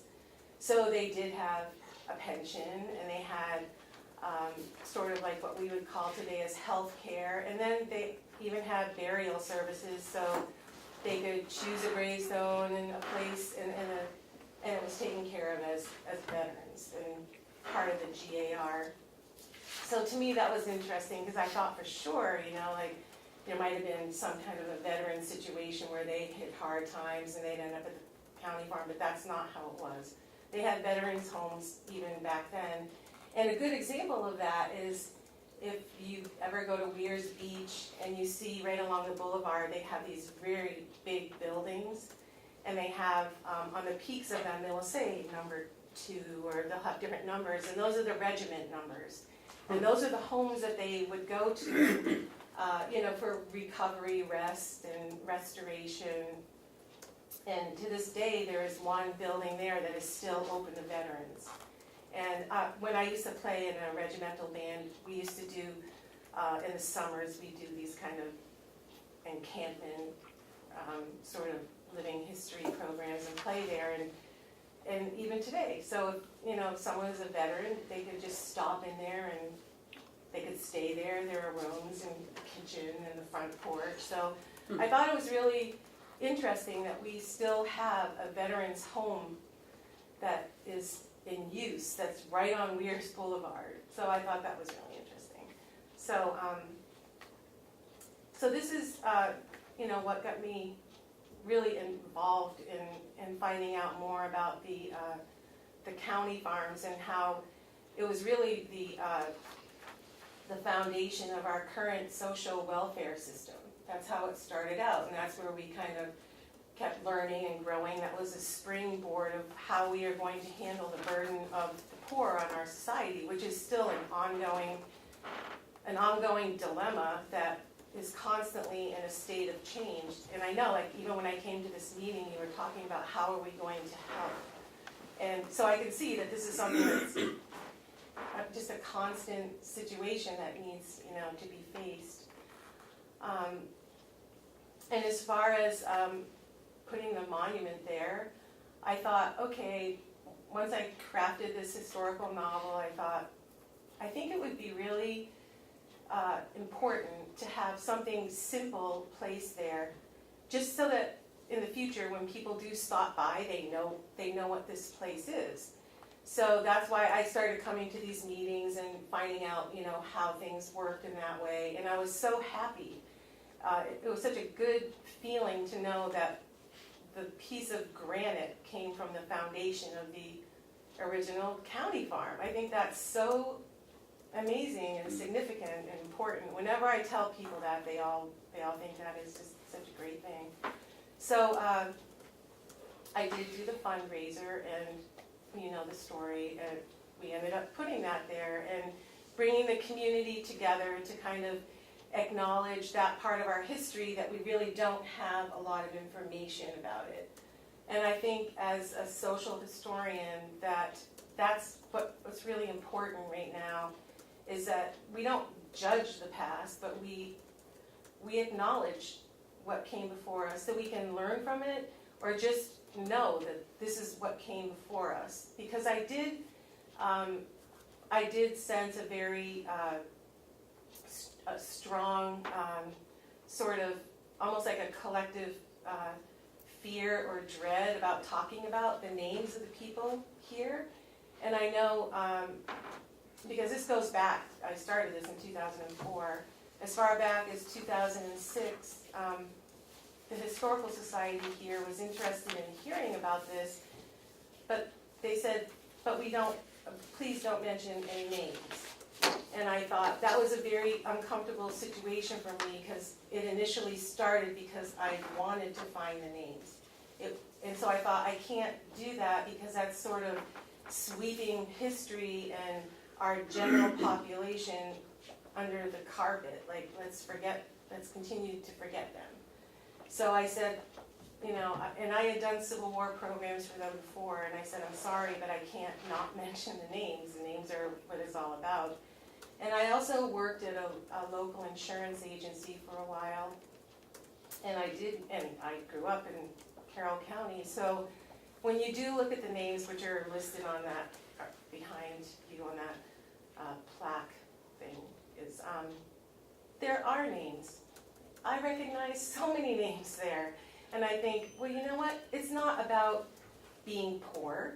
This is about people who may not have someone who could take care of them. Maybe they did have an accident at the grist mill, and their wife or their aging parents couldn't take care of them or their children couldn't do it. So I think that what we needed to do is just kind of let go of any kind of ownership in a way that had been maybe perpetuated through the generations that we weren't even aware of, and just say these were the people who were here for whatever reasons, and this is their names, and may they rest in peace, but not to be afraid of knowing who they are, and just do the best we can. I think we've always done the best we can as communities, and so like I said, it's not about judgment, it's about acknowledgement, and that's really what I feel my work is when I do write these types of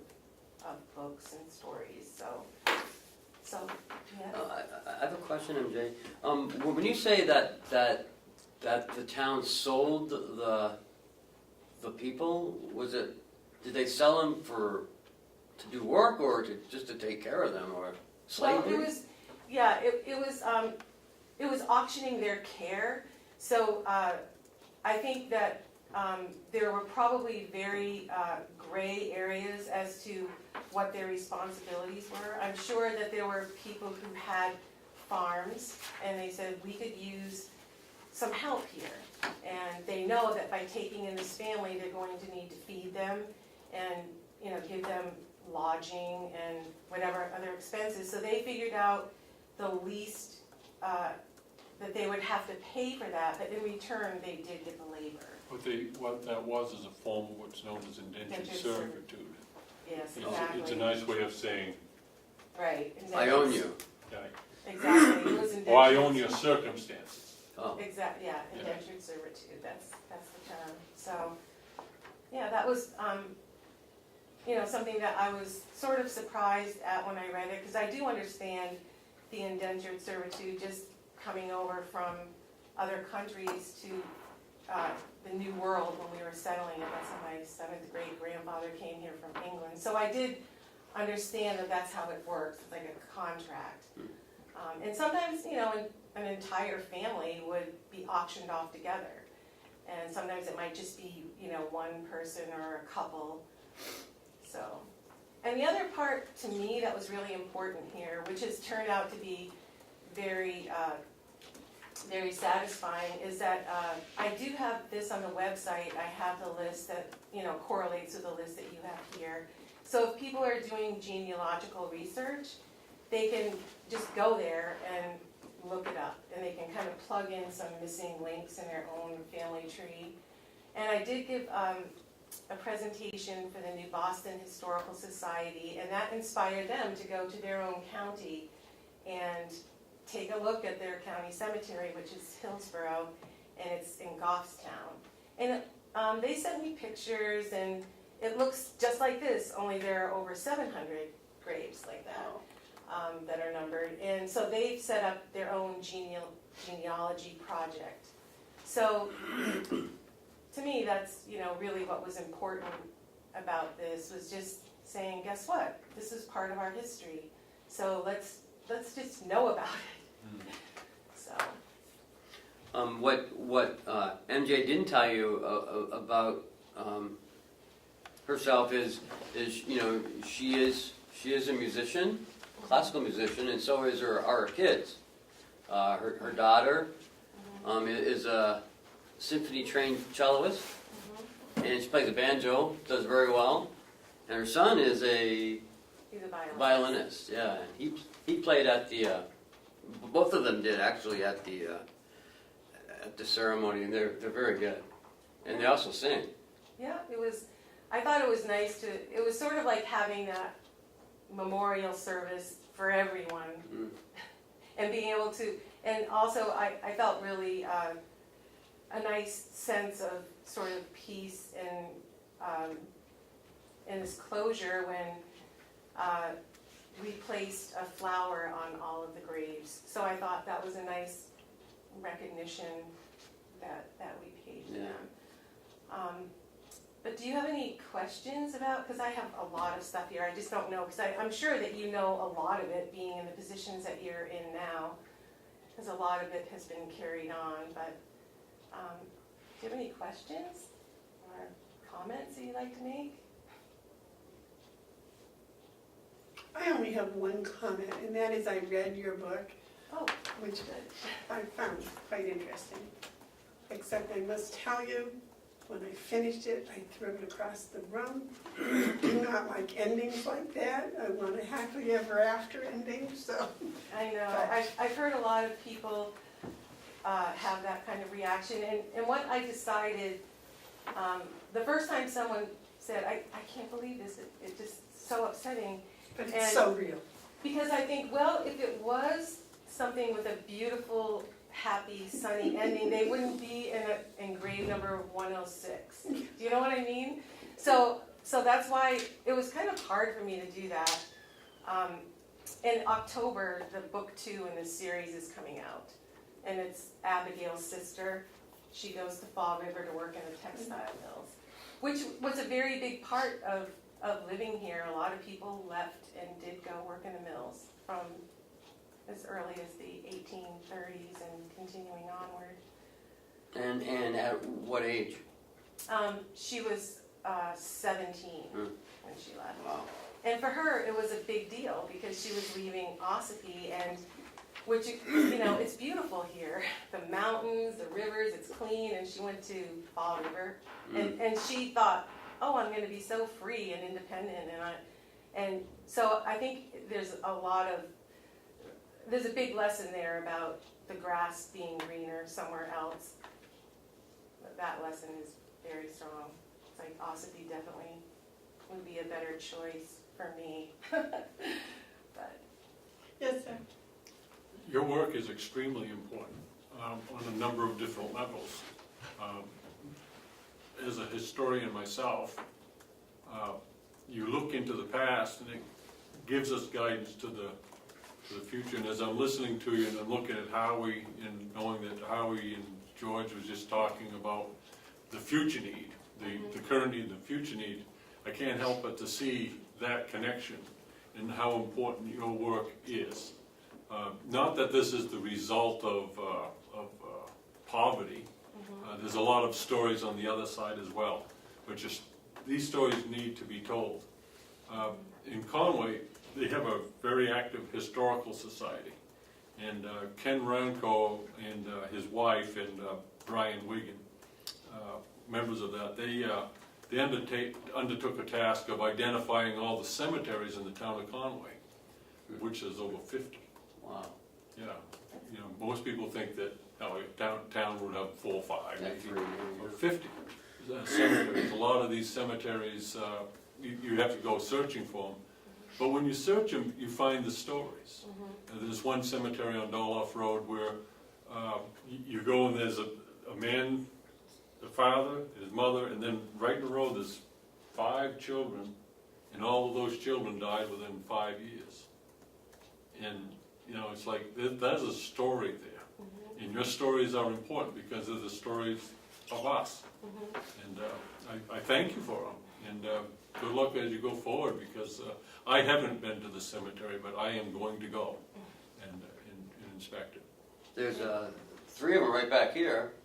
yeah, that's what 3 small little cemeteries. But when I found out Conway had 50, it kind of made me wonder how many cemeteries are there in each town.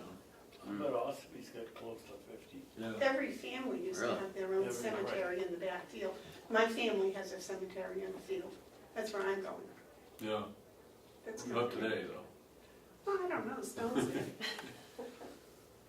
David's got a, Damon, Real quick, I was just wondering if there are any people that you know that are buried there from Conway or the Conway area. There are definitely people from Conway. And what I did when I put together my list is I have the origins of, well, where someone was born, and their age, their reason for death. Just a minute, I have it right here. I have their birth origin, and I have their occupation, and whether they're how they're listed as either a pauper, orphan, mentally disabled, elderly, and their gender, and I have the years when they were buried there. But there were definitely people from Comeau because it's the Carroll County Cemetery.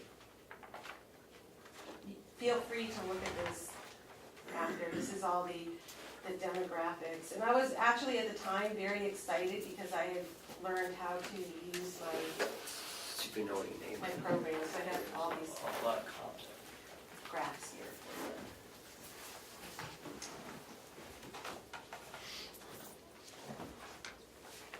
Guys didn't read that. And, And yeah, there those were a are, lot of babies in there too, huh? Mhm. A lot of infants. Yeah, there were infants and, not too many young children, but there were some infants in there.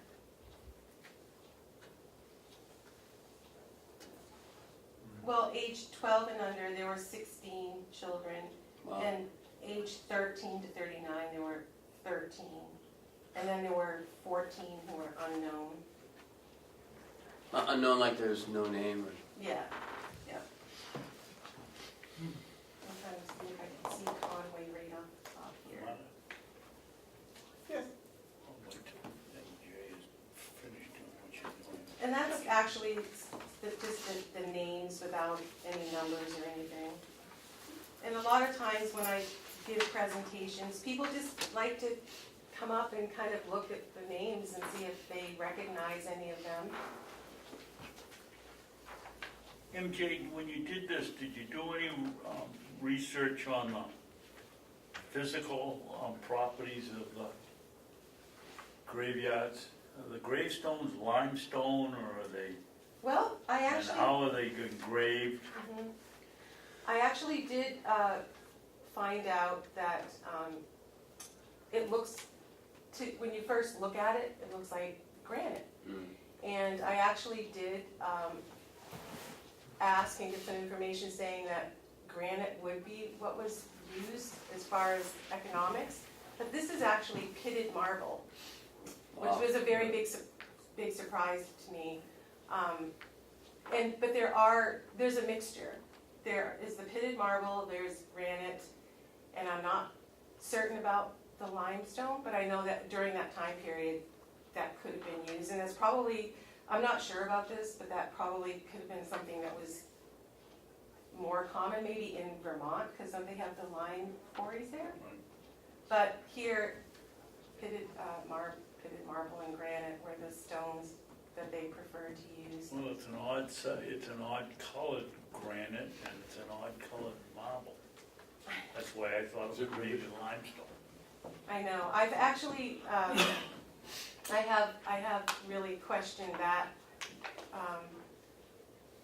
If you go and you really look closely, you can see that beneath all that, it seems like it appears that there is marble there. And over so much time, because 1870 was the first grave there, so that's enough time for it to really have aged the way it did. But I was really, faced with some questions about that, and I did ask stone cutters and people who do graveyard restoration. Were they all buried in boxes? I don't know. I think that there's a chance that there may have even been multiple people in like one grave, and it's listed that way on some of the lists that will show more than one person under a number.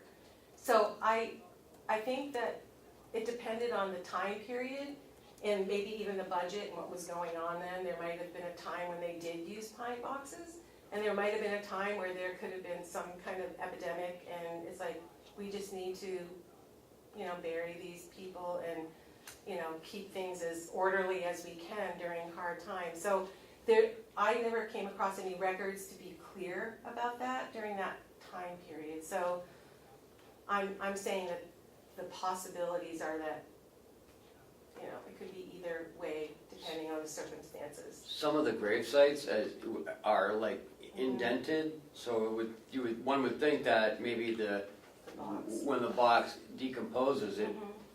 lowers it down a little bit. And there's quite a few of those. Yeah. Yes. In 1970, as a student in high school, the head of the caretaker of the Kearsarge, New Hampshire cemetery hired me to go in and fill in some of those indented graves. And there was a lot of them, the pine boxes would rot and the ground would give in. And that was probably one of the eeriest jobs that I had, going filling in those indents. So chances are if they had a coffin, but if it's mass graves, was it possible that they could have been wrapped and Yeah. put in The without any winding- coffin? Yeah, like a winding cloth. Yeah. I did see references to that, not necessarily to Carroll County. Some of the information that I got came from other counties, like in New Hampshire, and I just read different newspaper articles and diaries and different references to the same time period. It could have been a different county, but it actually gave me information of what was being implemented or used during that particular time. And I did see the term winding cloth then, so I think that's very possible.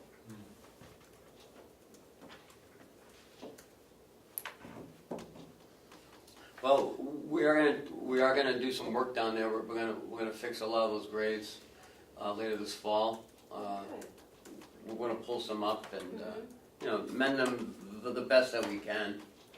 That's good. Because when I was down there, I was moved, really. I was saddened at the same time, but still moved. They had an estimate to restore it. Yeah, 3,000, but I think we can do it for almost nothing.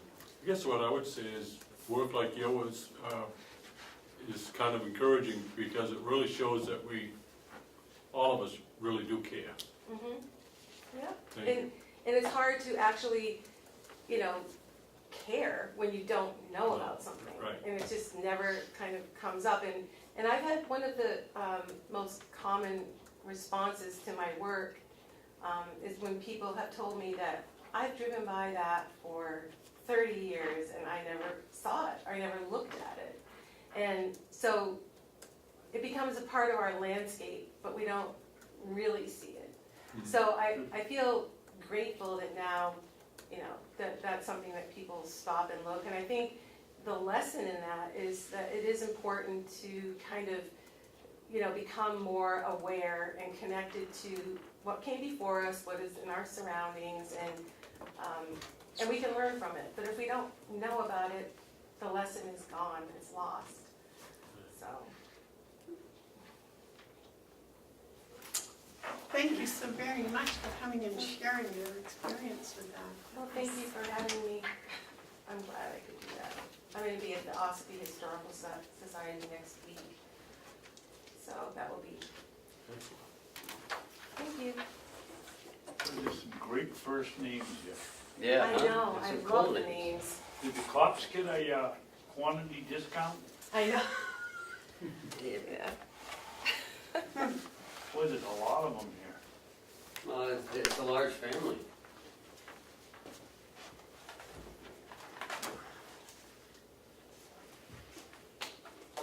Okay. Diana, Thanks, Diana, MJ. Yeah, thanks for having me. That's great. Can we come back to the future, to the present? Come back to the future. Good one. That's where I live, then, the future. Thank you, MJ, and thank you for the book. It was very, very moving. Thank you. Okay, House Bill 517. In your packet, you have a letter from the association. How what's going on? I received this letter.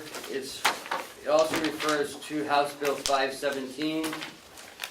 That is a bill that talks about the expanded Medicaid. It's the New Hampshire Partnership for Long-Term Care Plan. The New Hampshire Association of Counties, in consultation with the County State Finance Commission, shall develop a New Hampshire Partnership for Long-Term Care Plan. The plan shall address services for New Hampshire's population that is eligible for Medicaid for nursing home level of care. including those services provided under the Choices for Independence program. On RSA 156, paragraph 177, appropriation, Health and Human Services, New Hampshire Partnership for Long-Term Care Plan, the sum of $100,000 is hereby appropriated to the Department of Health and Human Services for the biennium ending June 30th, 2019, for the purpose of funding the New Hampshire Association of Counties' development of the New Hampshire Partnership for Long-Term Care Plan. This appropriation shall be contingent upon a 50% match by the county governments. New Hampshire Association of Counties shall notify the Commissioner of the Department of HHS once the match has been obtained. Upon notification, the Commissioner shall distribute the appropriation to the New Hampshire Association of Counties. And the Governor is authorized to draw a warrant for said sum out of any money in the Treasury not otherwise appropriated. The state has appropriated $100,000 to match the Association of Counties. Each county has been asked to submit $10,000 for a study of a model of how we are going to move forward with the enhanced Medicaid. All of 10 counties have been asked to contribute the $10,000. There are 2 counties that have not. One of them being Carroll County. The other would be in. I believe it's Belknap. So I'm here today to discuss this. I don't want to leave this money sitting in the state coffers by us not contributing our share. Then the money. Are there 3 models or 2 or 1? 3. 3. Well, Yeah, they put up on the board that day 3 models, and they were gonna study that's, the money was gonna go towards studying which one of the 3 or another one would work. well, If I might, before, just on that point, you made a point. I want it clear, I don't mind Carroll County paying its share. But if Hillsborough County's share is $10,000, then our share should be prorated to probably something like 3 or 4. $10,000 is not equal to each county's budget. It's harder for Carroll County or Belknap County to come up with the $10,000 than it is for Rockingham, Stratford, Hillsborough, or any of the bigger counties. So to say everyone's gonna pay $10,000 is not a fair share. I'm willing to pay the fair share, but if it's been determined that Hillsborough County's fair share is $10,000, then our fair share isn't that much, because we're not as big as Hillsborough. So, just to let you know, $10,000 is not our fair share, it exceeds our fair share, in my opinion. So you'd like to see it done basically on a per capita basis, because if Hillsborough's share is 10,000 and ours is 3, I would argue that Hillsborough's costs are also 3 times ours, so it's just as hard for them to get the money as it for us. I'd rather see it done on a per capita basis. Per capita, Yeah, instead of per county? or population, yeah. Well, that's the thing, the beneficiary, see, I mean, fair share of the beneficiary will be Hillsborough County, not Carroll. Because whatever they're coming up with, whatever the solution's gonna be, it's just, it isn't a fair request from the New Hampshire Association of Counties to ask each county to put up $10,000 for matching fund. That isn't a fair distribution of the cost. David? I would disagree with the good commissioner. I would say it's fair, but not equitable. If you can. All right, If you I'll can yield put to that, it. if you can put that together. Okay, I will say that. It's fair for Hillsborough County, but it's not equitable for us. Right. It makes me feel the same way when you divide up a check at the end of a restaurant, at the end of a restaurant meal. Yeah, but you always Is have it the fair hot to dog divide there. it equally, or is it fair to divide it And Yeah. it's something that we didn't have a say in.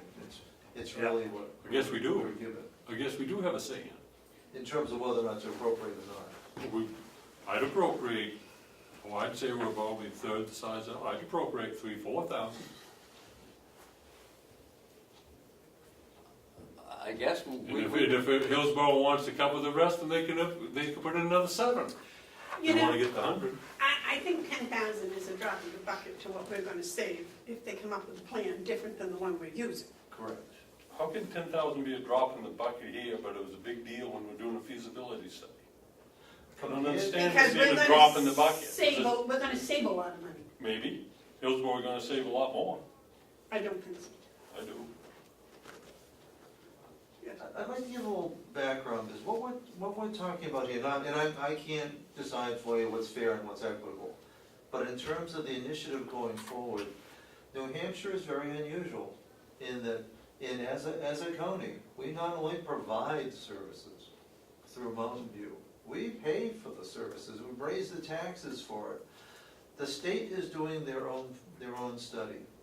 The concern from the county is that the state doesn't spend the money. They take the money from the federal government, they tell the counties to raise the rest, and all they do is spend the money. The county perspective in terms of doing a feasibility is to see if there's a better way that could involve the counties more directly in how the money is actually spent. Right now, the state spends the money and sends us the bill, the BES portion of our budget. What the county is seriously considering is that perhaps we can better, if we have to pay for it anyways, perhaps we can better manage it than the state can. And not to buy into the state's presumption that they're just going to rearrange how they're presently doing things to make it easier for the state, because quite frankly and cynically, our concern is that the state, in trying to make it easy for the state, could make it more expensive for the county. They don't have that sensitivity that we as the payers will. Whether it should have been divided up, the $100,000 divided up between the 10 counties, in equal portions or distributed portions, that's a matter that I can't address. Whether it's a good investment for the counties in general to match this so that we can come up with something or have assurance that what's going to be considered protects our interests, the county interests, and the county taxpayers' interests, makes sense. So the initiative is a good one and well thought out. David, you were here, or I guess you were on the delegation at the time, when they went from the county being in charge of this to the state being in charge. It was supposed to save the county money, and it really cost the county. It went up No, quite a it was bit, didn't it? supposed to be revenue neutral. The state took, we were seeing a huge increase in costs for, under, Youth and human youth and human services for the court system. And they told us for the first 3 or 4 or 5 years, it would be revenue neutral. It wasn't gonna save money, it was gonna be revenue neutral. Well, of course, for the first 2 years, it looked great, and then it just started going through the roof. And it's been going up ever since. Ever since. And it will continue because the aging population is growing disproportionately higher than the young population. So it's swinging the other way. So the state was looking at the long view of the picture, and it protected the state. Short term, it helped the counties, but that was just for a very few years. And the state is still going to take care of the youth, right? Correct. That's not in question. Mark, you have a question? I'd be willing to support paying them $5,000 towards this fund. And if the other counties think that they want to get up to the 100,000, then each county can address that. I think that's both fair and equitable. My question is, where's the money coming from? Whether it's 5,000, 3,000, or 10,000, where's it coming from? And that's the way. Who's coming from where? I was there that day, and that's why I voted no, because we didn't have it in our budget. And I couldn't speak for the delegation. It's not in our budget, right? It has not been appropriated. So guess that conversation ends. We don't have the money, we can only ask so many times in one day for an extra 10,000. And I'd rather do the feasibility study. Our budget's tight, if we don't have it in the budget, I don't see how we can this goes right back to the fiddler thing. I thought this whole time we had 10,000, we had money allocated for it. If we don't have any money, well, no, I support zero. Well, that would also have to come out of the nursing home budget, wouldn't it? Well, BAS does not come out of Mountain View. Oh, it doesn't. It No, does not. That comes out of the county general. No, that would have to be a supplemental budget from the delegation. We don't have $10,000 to spend, it isn't in our budget. It's, I've been saying this right from the beginning.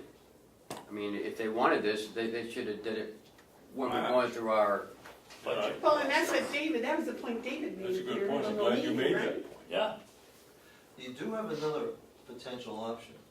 In terms of if you chose to make a show of support, you could say that it would be your recommendation in the 2018 fiscal year budget to appropriate X number of dollars. Because they're not gonna spend all the money, if this all happened in, next week, they're not gonna spend all the money in 2017 anyways. So that while you don't have it budgeted for 2017, you could say that it'd be your willingness to recommend, which is functionally all you can do because the delegation approves, in allocation of X number of dollars for 2018. we could put it in the commissioner's estimate for next budget, yeah. Yep. That'd be different, That that's would a be- different conversation. That'd be a show of support for the initiative that's going on. That isn't gonna put pressure on the delegation to support us? No more than any estimate that we would put, we're not spending it before the fact. But they may spend it before the fact. Well, that's up to them, we don't have control over them. Yeah, we can't, they'll do, or, I don't believe that they're gonna spend it all. no, I don't think they're even starting until, 2018. yeah.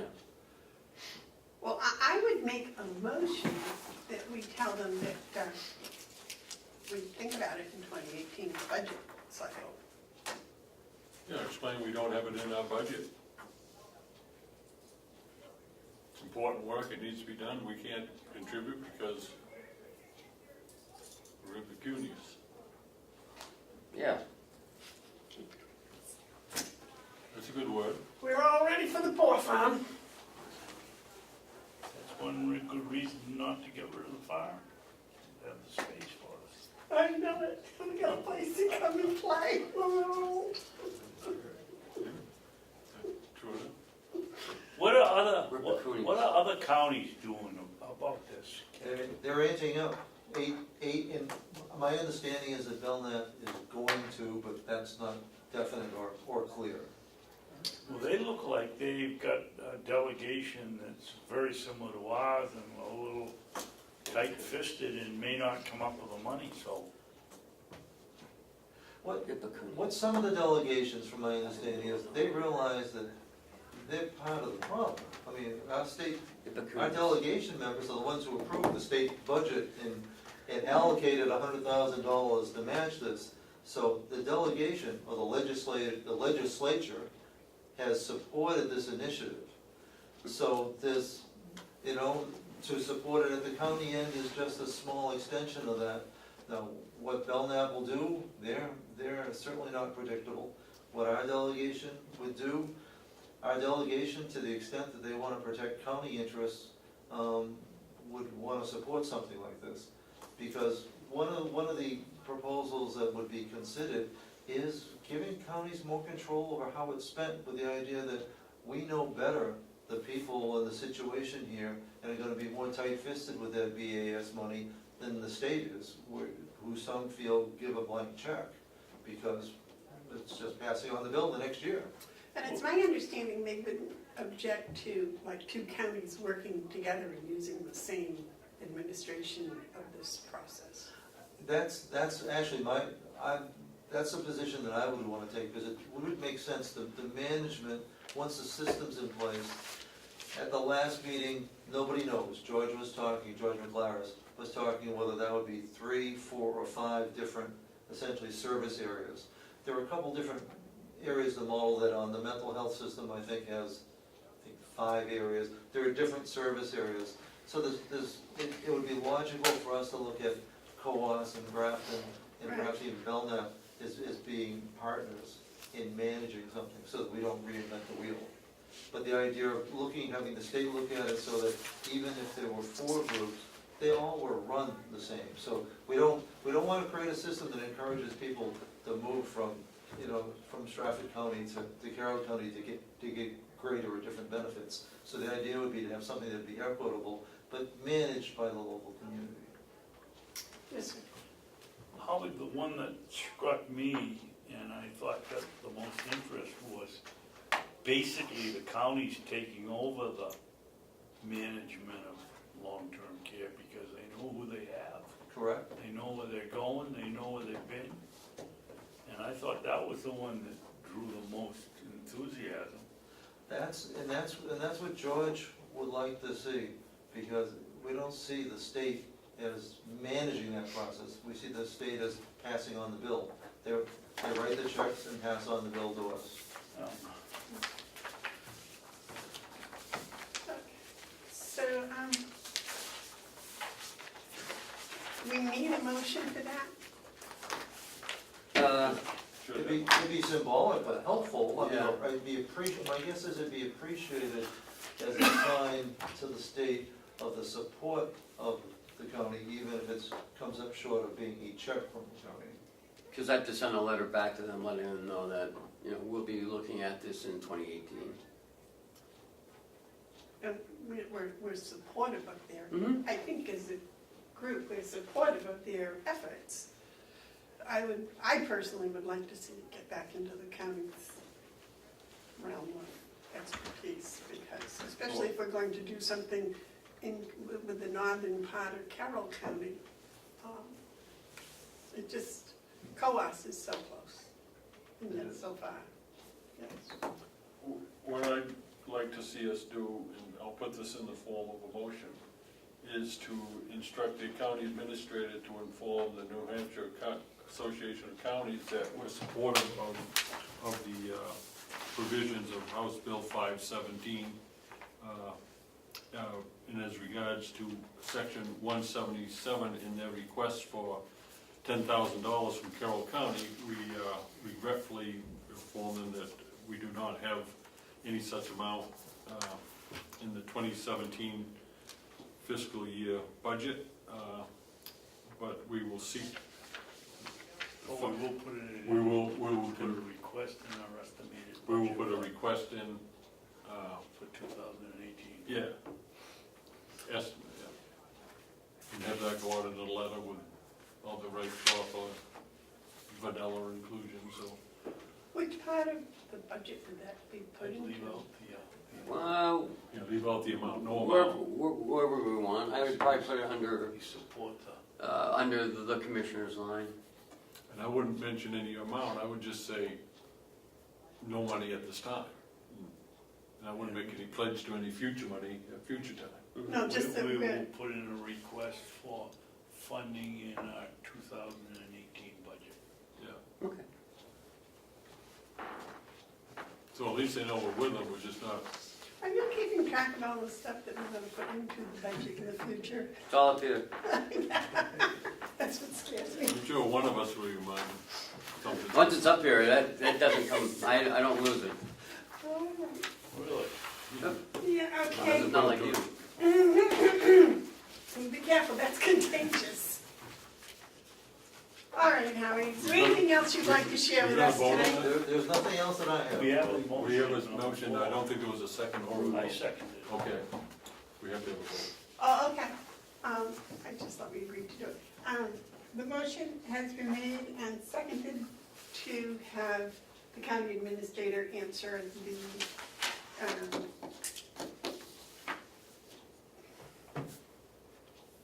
what is it? The county, Association of Counties. Association of Counties letter. Those in favor? Aye. Those opposed? Aye. Thanks, Howie. Thank you, Ken. Thank you, Commissioner. In your packet are copies of line item transfers that I'm asking for. Carry We had some unanticipated repairs to the county vehicle. Through the through the budget process, some monies were taken out of this line because we didn't use it the year before. But we needed new rotors, new brakes for the county vehicle. A little buggy? Mm-hmm. Oh, my So I'm asking for a transfer of $600, and that's coming out of equipment repairs. Yes, Dave. I would like to recommend we take it out of the administrator's budget, since this was his idea, to have the car, and it's worked out so well. I'm sorry, but you can't use salaries to, No, he wouldn't let me pay for the secretary out of his salary. We've saved so much money by having a vehicle available. that's so inclined. Not a drop in the bucket, but Have we saved in my $800? estimation, we should have a second car. We've saved that much money. Well, in that case, can we take the money out of transportation? If we've saved $800 or more out of transportation, can't we take the money out of that to pay this? Out of mileage, you mean? Yeah. I'd rather not, because I think Commissioner Hounsell has something he wants to talk about later. So I think we should just leave that in there. Mark? For the sake of moving this forward, I'd make a motion that we approve the funding transfer request number 3. That's in front of us, dated 8/9/2017. Second. Okay, the motion's been made and seconded to transfer $600 from the county vehicle, no, to the administration from the county vehicle Equipment expense? repairs, Turn it around. repairs, Oh, equipment repairs. county vehicle expenses. Okay, so this is where it's coming from. Got a question? This is where it goes. Okay, yes, sir. Seconded. I'll second the motion. I got a Motion's question. made and seconded. Ken, Discussion. this is what we're estimating will Get us to keep the end of the the year. car running to Yep. the end of the year. Okay. Because we've only paid gas the last 2 years. This is the first time it's been had any repairs. You had a good idea. Okay, all those in favor say aye. Aye. I guess, I still think it ought to come out of where it's Uh, saving money, but Not that one, I'm not gonna man this up. I'll make a which one motion do I that, sign?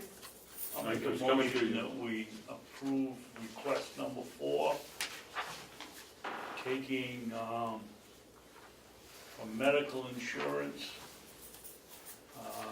$600 and putting it in to the overtime line, 140,105 for $600. And hopefully that'll cover to the year end too. Second? Temporary pen. All right, quote, yeah. This, medical insurance, Mhm. that's one whole line for the whole county, right? No, that's just for this building. Okay, and the overtime is just for this building? Okay. And, you know, Mr. Hounsell loaned me that pen. Well, you look at the charges. I stole the pen you loaned me. No, you wanted to sign this one, that's none of yours. This is one he gave, that's your copy. I guess it don't Motion's matter. been made What the hell and difference? They're both the seconded. same, you. Gentlemen, the motion's been made and seconded to move, $600. I got the, oh, he took it, and I didn't sign it. This was $1,000, wasn't it? Oh, they're both for 600? Yes. Oh, I'm sorry. To move $600 from medical insurance to overtime. All those in favor say aye. Aye. Those opposed? Okay. May I borrow a pen, please? Right in front of your cookies. Who waited over cookies? I had 4. I did. I didn't have breakfast. All right, you're welcome to it, as long as Babson and, Well, he ate most of them. I think I had 3. no one is good as. I noticed I was the last. I took the last cookie. I usually don't do such things, but I never seen even eat a cookie before. I didn't have any breakfast. I got babies to tend to at home, so they take precedence. You have babies? Yeah, I got Of sheep? piglets. More? Yeah, I had 2 litters. I had 1 litter while I was up here selling blueberries. What's that?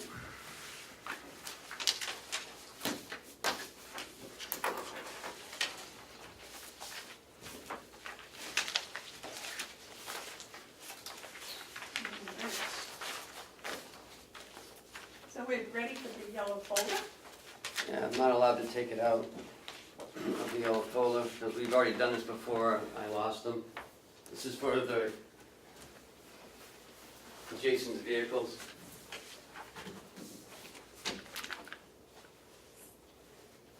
This is their rental, right? Yes, at least. Didn't I already sign Yes, this? but I lost them, so Oh, gosh. that's why I'm not allowed to take them out of the folder anymore. Does that mean that Jason's gonna get 2 sets of vehicles now? Jason was the one that took the original, so now we can put in for 2 this time. He already has to. Well, then he'll put in for 3. Yeah, put in for 2 more. Yeah, 2 more. There you go. All on my signature. I gotta Perfect. sign that too. What's that? This is our insurance. Did you find out about our liability insurance when you were down there the other day? Yes, How much is it? it's whatever's in the RSA, 5,000? $5,000. That's not what. That's not enough. We can up that ourselves. You could get an umbrella insurance, I guess, Sure. right? Yeah. You know, I wouldn't put that in the estimate. $5,000 doesn't get your filing fees down. No, but Demi told me it was a lot more than that, so. Yeah, I forget what because he wouldn't get sworn in till he, Right, you guys had Right, something, I don't know what you had, but and I forget You what, lose it, it's yours. Ken was here by then, weren't you, No. Ken? That was in February, I came in, Could we I have came in someone July. check the minutes and find out what the January resolution was? wasn't it? Yeah, well, right away, because he went 2 or 3 weeks before he would get sworn in. Good. And you wouldn't either, you were right, Right, yeah. right, so. I keep asking you guys to check that, because I can't afford to have any problem. So how the You yellow couldn't folder? sell, you Yes. couldn't sell your truck for $5,000 and pay off. It's in the law. No, Might get 50 for it. I don't know, my truck's getting to be pretty famous. Gas mileage must be going up, the air blows right through it. No air There- resistance. I wouldn't be surprised if Ray could give you 100 of water for it. No, it's my, She'd have a problem, though, it's uphill to Riggers. I can't drive that far with it. Okay, is that the end of the yellow folders? Yes. Now they're done harassing me.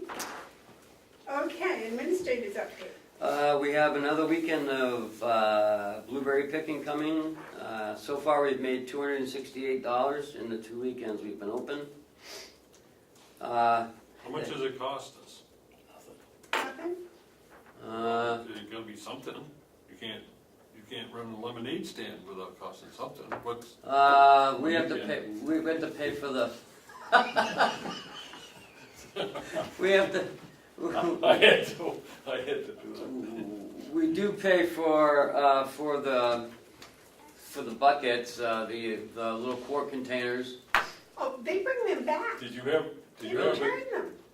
did you have to have someone from the corrections facility? No. No. No county personnel? No. Dave and I are the We guards. had the we had the commissioners out there, You were the only two? yeah. That didn't cost us anything. No? Well, actually it costs us more. We had a minimum inmate out there that doesn't need really supervision, so. Okay, so we, The hard part is getting everybody to do stuff on time. all right, so 268 last week and how much the week before? Well, that's total. Out of the 750 projected? How many more weekends you got? 2. Probably this might be the last weekend. All right, so say you double, that's 500. Are those bushes worth something? We could sell them, or No, we can't sell them? you want a bush? I'll buy them. I'm not into You wanna blueberry. dig them up? Yeah, I'll take them If I all. was a blueberry person, I don't know. Bye. We're not making any money with them. Oh, yeah. Well, we're gonna have to reduce our like budget next year. You're gonna put this part of your study. Yes. Okay. Yes. So far in hay, we've cut 5,602 bales, 644 more than last year at this time. We've sold $9,000 in hay. We have $10,000 of hay ordered, which we have not delivered yet. How much you getting a bale? 4 1/4. Five and 5.75. Can I- It's delivered. I'd like to finish, please. Okay. 4 1/4 for first cut, with 75 cents delivery. Second cut will be 5 1/4 with 5.75 delivered to the barn. What do you get? And sell They sell shredded. round bales. Which are about 800 pounds.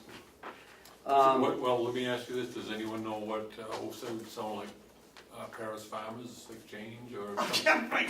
No, I'm just wondering what the rate is, are we charging enough for hay? Are we charging? Some places charge $6 a bale. I've seen on Craigslist, some charge $5.50, but that's picked up in the barn. If you want it delivered, they charge about $100. All depends on where you live, So much a bale plus delivery? plus delivery, right? I'm very aware that we could, because of for whatever reasons, undersell competition, and I don't think that that's what government should be doing.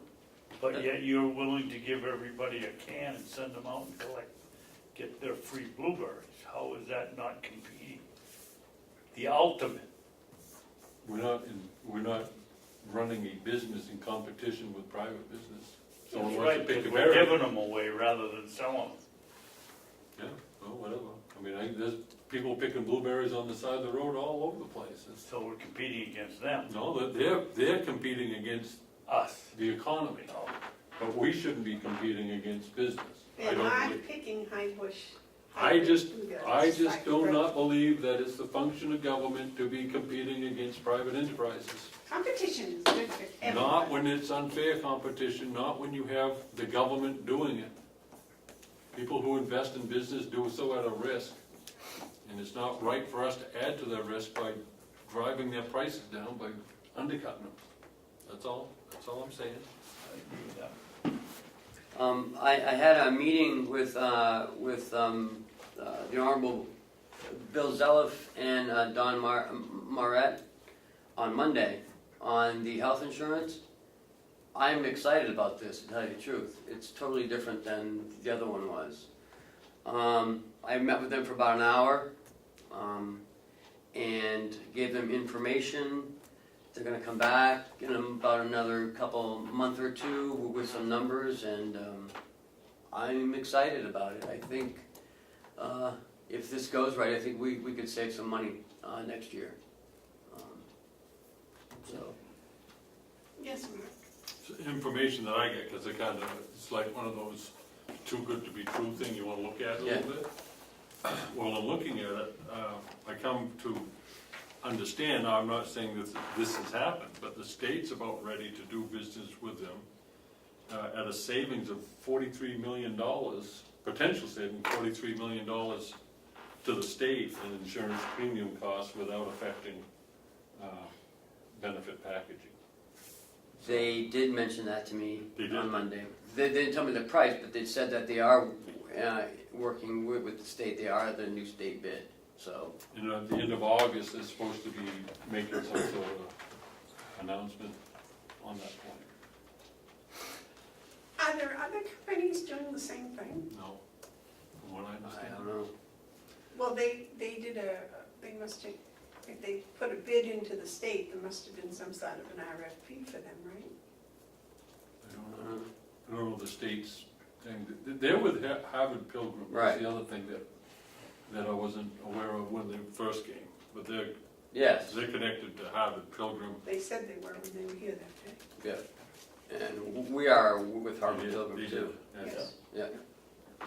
I just- So- I just Could you pleased them check and 65. see That's exciting. how they got it, what the bid process was for them with the state? Did they do it, did the state give them an RFP or? What she's saying, if they gonna feel they won the state bid, they must have bid on something, and she wants to see what the state put out for the request for bid. I believe the competition was Anthem, but I don't know. That's a good question.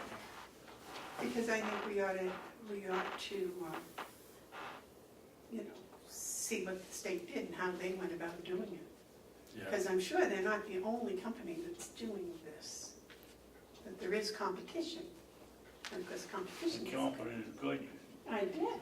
I said so. This is to go Competition with is the good left. because the more competition, the This is the crucial. lower the price. Yes. Not sure on when the delegation is gonna meeting. It's either the 21st or 28th, so we're still, but it's gonna be this month. It's either gonna be the 21st Or the 28th, right. I did talk to the sheriff and found out how much time he's spent up in Tamworth. 106 minutes, Nice.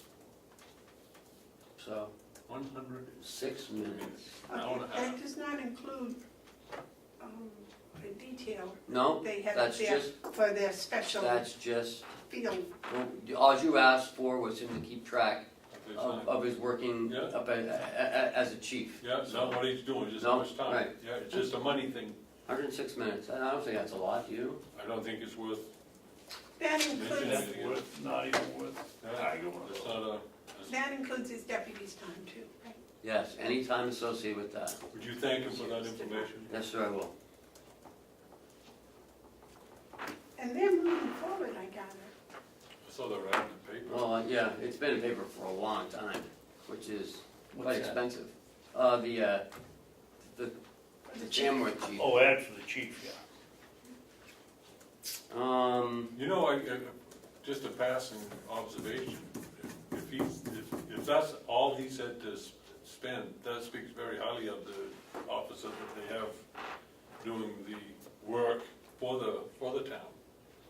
If he requires no more supervision than that, sounds like they get a fairly competent person. One was like 32 minutes one day, and another day was like 40 minutes, another day was like another 30 minutes. He's just checking in. Yeah. It's good, so you're right. The New Hampshire Association of Counties Conference is coming up in September. It's in Portsmouth this year. What's the story on that? What's that all about? It's where all the counties get together and they have affiliate meetings, they have training education seminars, Officer elections. officer elections. What's the typical, maybe Commissioner Babson can help me with it, what's the typical expectations of county participation or commissioners' participation? Is that? Really, the only anticipation is we'll show up and go to Is it in the budget that we go, or is it a out-of-pocket thing? the, no, Oh, it's no. not out of No, it's pocket. not pocket. It's in the budget. Okay. It's a one-day thing. No, No. 3 days. The reason I'm asking is I haven't yet met anyone really, other than I've known some of them before. I haven't attended a Those association. ones that you know go to these. Yeah, so it might be a good time to network. Okay, yeah. For me, anyway. That's why I'm asking, so do you want to go? What are the dates? And you're gonna ask me that. 21st through the 23rd. What month? That's September. September. Yeah, it's Thursday, Friday, and Saturday morning. Okay, is You there going an there? overnight thing? Yes, oh yeah. I don't go. You don't? Well, you went last year One for the meal, there, for the annual The banquet. banquet, yeah. That's when all the employees get the awards and So if you. How come we haven't been asked to submit any names by now? I just got them. Monday, so I sent it out to my department heads, and they're gonna bring it back. Okay. Jason's on the board to look over the recommendations. So When do you have to send in for the reservations? you can just get with Cheryl after the meeting if you guys want to go, and she'll get you set up. August 25th is the deadline. Oh, it is? August 25th. So you got a couple weeks. And that's it for my updates. You don't go, Dave. I haven't been, Is I'm that not when? paid, I don't pay $35 for breakfast. How much? 35. Pay that much for breakfast for the whole week. Is that out of pocket? $10 No, nothing's out of pocket. It's all covered by the county. Is that where they're going to have the 91A lesson? Remember, I had asked at the beginning if there was going to be a class in the 91A, and you said probably at this. No, that's that's the New Hampshire Municipal Association. They came here last year. You were at it. It's usually in May, but they didn't come this year. Oh, they did? So that they may have one. Okay, At the Associated when County. would we be able to get an agenda for that? It's coming out soon. But the rooms are filling up, so I'm sure. But it's in Portsmouth, you said? Yes, that's at Same Sheridan. hotel? Yes, at Sheridan. Yeah. I do have one more update. Yeah. And that's the White Horse Addiction Center is having a workshop for family members affected by someone's drug or alcohol misuse. It's being held September 7th from 7 to 8:30 at the First Congregational Church in Ossipee. And anyone's invited. Participants will learn what substance use disorder is, why a person with a substance use disorder thinks and behaves in certain ways, family empowerment and emotional self-management techniques. Joni O'Brien, marriage and family therapist, M. Ladak, and Rick Cogsworth, MS, M. Ladak, will be there. What is an AMS? Masters of Social Work, I believe. And an M. Ladak is a master's licensed alcohol drug counselor. They have LADACs, which don't have a master's. And that's it. Yeah, get them all. Okay, Commissioners update. Mr. Hounsell? House Bill 178, which I think you have a copy in your packet, Yes. was signed into law this June 16th, and it establishes a commission to study processes to resolve right-to-know complaints. And as you can see on the copy of the law, it sets up the membership of the commission. And Number 6. number 6 on the second page. One county official appointed by New Hampshire Association of Counties. I'm honored to have been appointed by the New Hampshire Association Council to be that appointed member to this commission. You appointed or elected? Well, it says he elected, but I don't know what it was. Yes, I nominate you from the floor. It was seconded by the commissioner out of Cheshire, and it was all in favor. So anyways, however I get the appointment or election, I'm on it. So I immediately did some research, reached out to the chairman, who is a Representative Claire Rouliard from Goffstown. She's the vice chairman of Judiciary Committee. And she was kind enough to arrange for me to get the committee minutes, hearings, testimonies, and some amendments that was made in the whole record of the track through the House. It had a strong support. I guess there's no recorded opposition to it.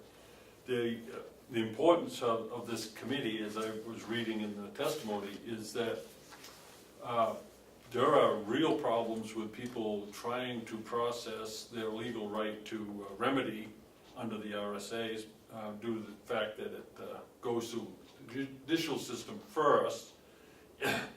And what has happened is sometimes the courts get so flooded with this, and it's such a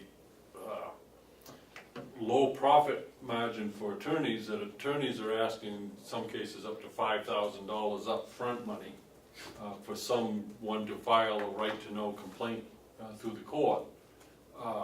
That just puts it out of reach to a lot of people who just want to know what they have a right to. And so it needs to have some study, and this commission is supposed to make a report by November 1st of this year.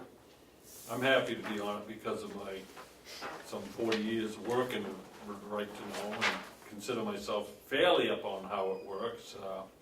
And the one thing I noticed is the amount of frustration and confusion by both the public bodies and the public citizenry as to the application of this law. So I really want to dig my heels in, which means to attend the meetings, which I haven't got a schedule yet. So what I would like to know is if the commission, this commission would approve mileage for my attendance. And that's about it. I'm looking forward to doing this work because, as you know, we have had situations with right-to-know laws that have kind of bogged down things. It isn't that anyone isn't trying to comply. It's just it's very difficult with the complaint aspect to do so. So I think it's a timely effort, and if we can help the legislature find a remedy, I think it would be helpful. I also want to be there when they start talking about the application of it, because as we experience, 3-member boards, whether they're us or a board of selectmen, it's very difficult to be efficient with your job and in compliant with right to know. And so I think there's a need to look at this to improve what I think is already a fairly good law, but there are some things that need adjusting. May I suggest that you use the county car? Well, 'Cause then I would be driving this way to get a car, and I'd already be halfway there by the route that I was taking. I gotta tell you, I love riding in my Marquis. Where would these be? Would they be Concord. in Concord? Concord. Well, how do you go to Concord? I hit 25, go down through Molten Borough to Meredith, 104 down 93. Yeah. I get there pretty quick. I'll take your car up to the motel in West Concord. The company car, I'll leave it there, and I'll drive yours for the day. You will, I think. You can drive her truck. I have a problem with this bill because obviously the intent of the law is good, and the problem is in trying to follow it. We've had experience with it here. One of the major problems is we've been asked to get all kinds of information out at our expense, and then the people either don't pick it up or don't look at it. And we've spent all this time to do it, and money. There ought to be some way for us to recoup the cost of preparing a 91A request without making it prohibitive to the public.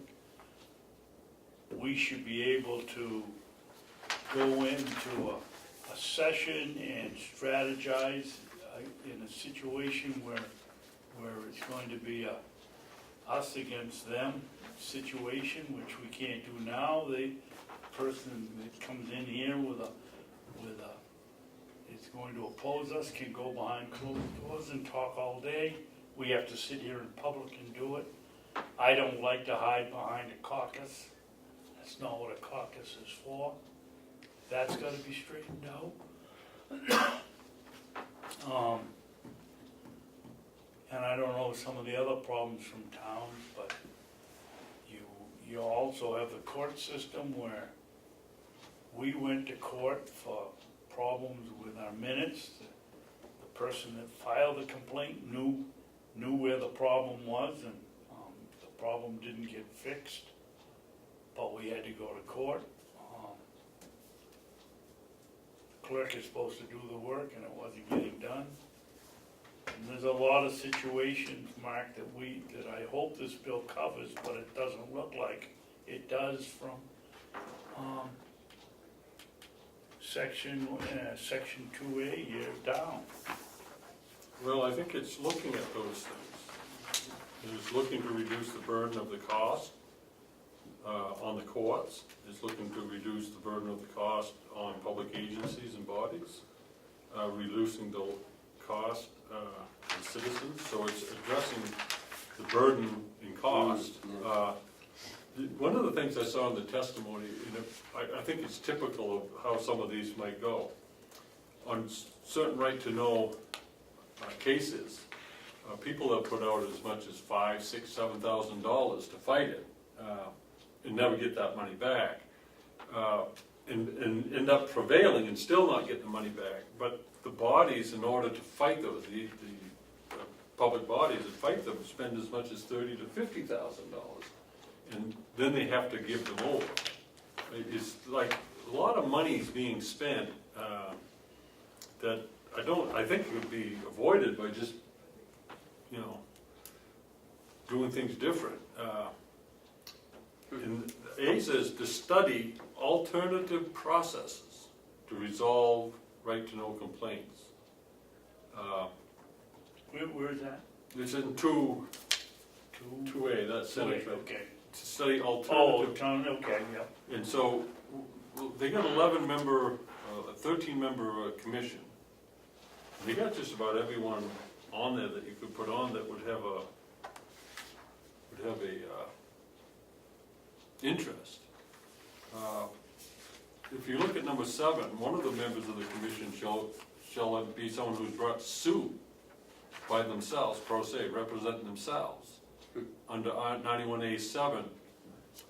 So there's appointed by the governor. So on this commission will be a person who has experienced the burden and the cost. And so I think everyone there will bring something to it. I think it's an excellent approach to try to fix something that's broken. Well, I don't think it's, to me, when I read it, I thought they were trying to resolve the complaints. Not No. fix the bill, but resolve the No, complaints. it's to study the processes to resolve the complaints. Where does it say that? Right at the very, establishing a commission to study processes to resolve right-to-know complaints. Yeah, but it's just about the complaints, it's not the law itself. Yeah, but the thing is sometimes this trips someone's thinking onto another part of the bill that might be flawed. So this is a good springboard. This is a good springboard because everyone knows that this process needs to be revamped. In studying that, it could very well come up about what can we do to give relief to 3-member boards. That's what really got my interest. Yeah, but this is just about the complaints. Yeah, but once I get talking, I can go on. You can do it. Yeah, I want to fix it so that I would like to have it so that we fix the processes, but we also begin making it so that we can function more efficiently. Oh, I agree with you, I agree, but I'm just saying that this is only to address the complaints. That's all this is. Right? That's what it says. Well, the charge is they have to come up with a recommendation by November 1st, which is coming right up. And then on November 1st, this commission is repeated, this goes away. Sunset, thank you. So they don't have a whole lot of time to do much else, but you plant the seed for the other stuff with these people in the room. So I guess it comes down to, I'd like to go, but I don't want to spend my own money to get there.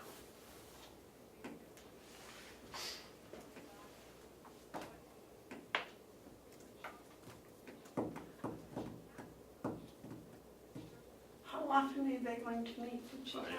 I don't don't know if she had, I haven't got a schedule or any, The the law chairman- says that it's supposed to meet, The chairman can call a meeting anytime they want. they haven't called one yet, and the thing is, the first meeting of the commission shall be the first named House member, which is Representative Rulia.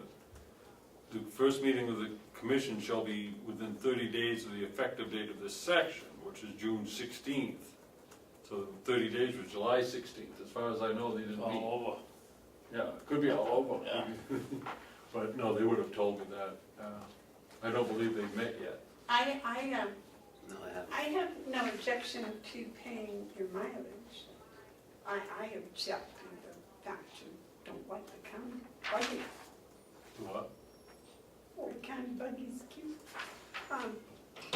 Well, it's It's enough, little. it's, It's it's, tiny, it's it's little. an upgrade to what you ride in. No, it's not, it's small. It's little, it's flat, it's right on the ground. But, I agree with you. So does that take a motion? Is that, what did they decide? Somebody decided about how to approve non-meetings? No, we talked about it, but no one ever did anything. Yeah, we did. If it was county business, it was not. To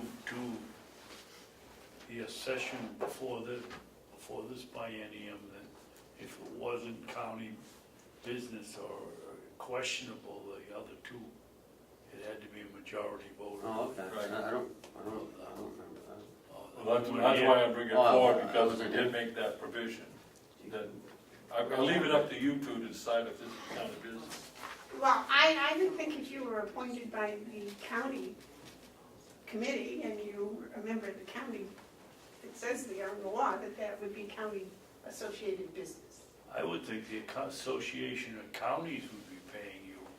You're representing them as well as us, but you're the representative for all counties. Okay. I would think they would be paying the bill.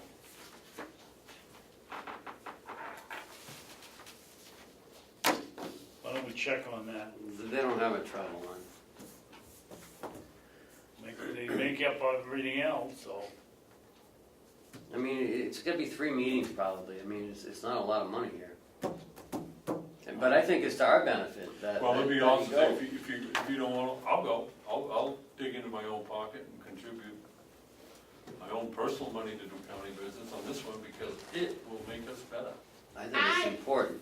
I think that the county should pay the mileage. I do too. Oh, well, then what's the problem? He thinks the association should pay it, and I do too. Well, I do But too, they're not but. going to, especially after we told them no to 10,000. Yeah, thank you. But they're Well, gonna tell say- them we're putting it aside towards it. We'll take it out of the 10,000. All right, I'll make a motion that we pay Mark's transportation mileage to House Bill 178 sessions, Commission sessions. commission sessions in Concord, as he is a county official appointed by the New Hampshire Association of Counties, as per the law. And I will almost second it. I'd like to see you add that we attempt to get the Association of Counties to pay the mileage, and then if they won't, we will. Okay. How about, unless we can find someone else to pay the bill.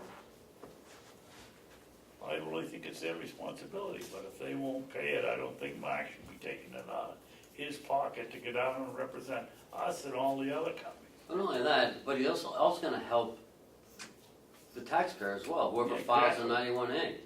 So it's not just helping the county, it's helping everyone. No, in America. America, yeah, there we go.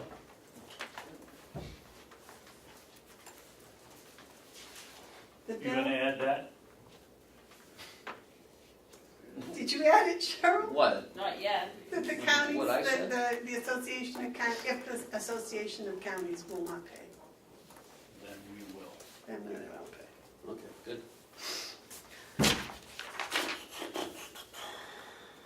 I don't know how you keep up with this, I can't keep up with it, and I'm sitting here listening to every word.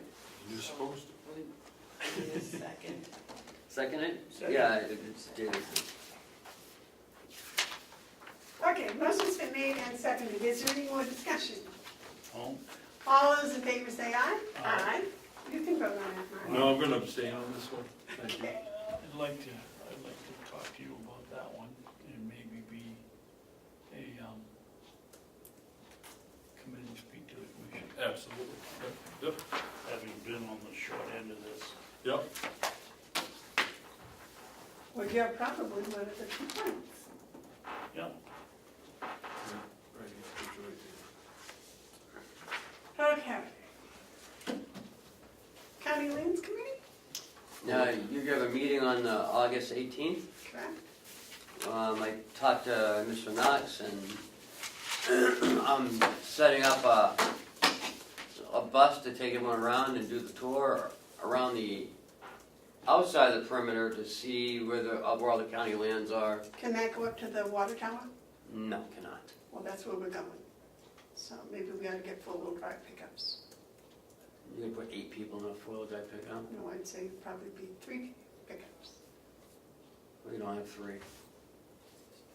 I wouldn't take yours up there if I were you.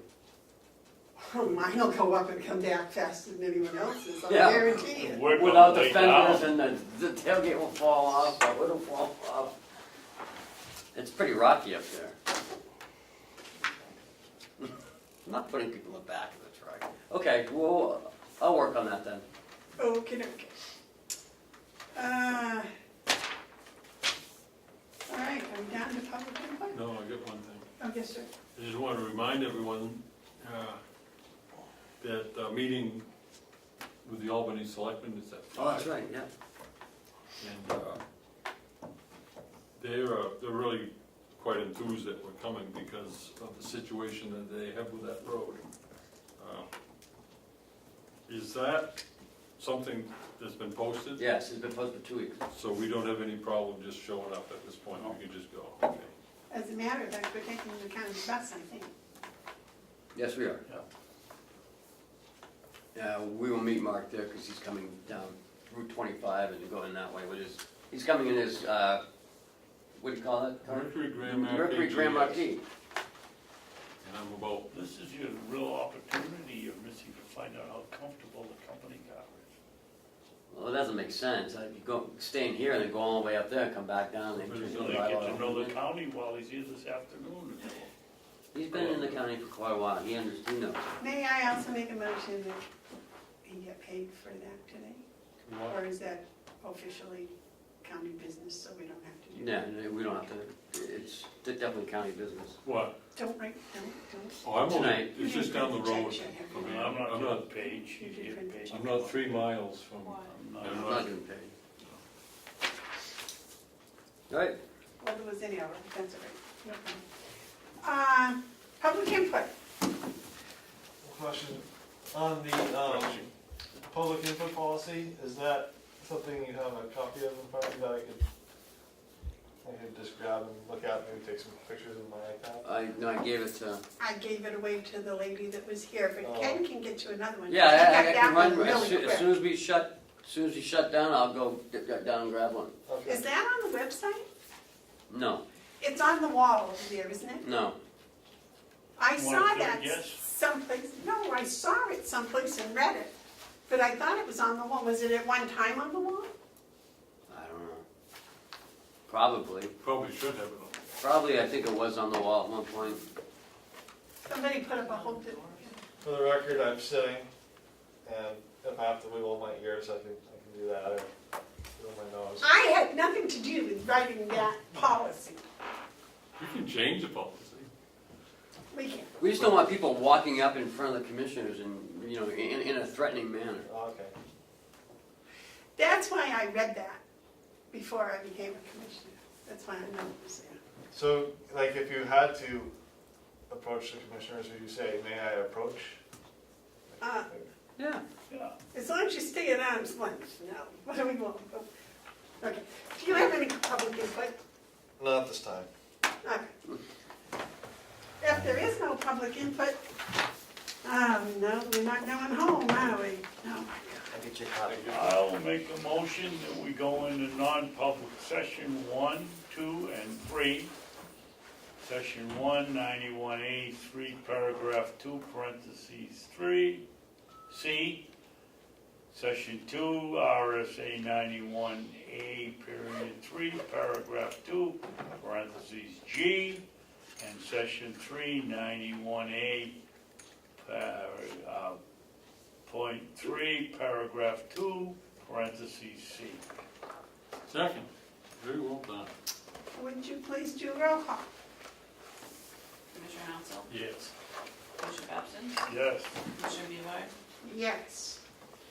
And Couple minutes? I do not believe we're coming back afterwards, so we'll take a recess so you'll have time to clean up.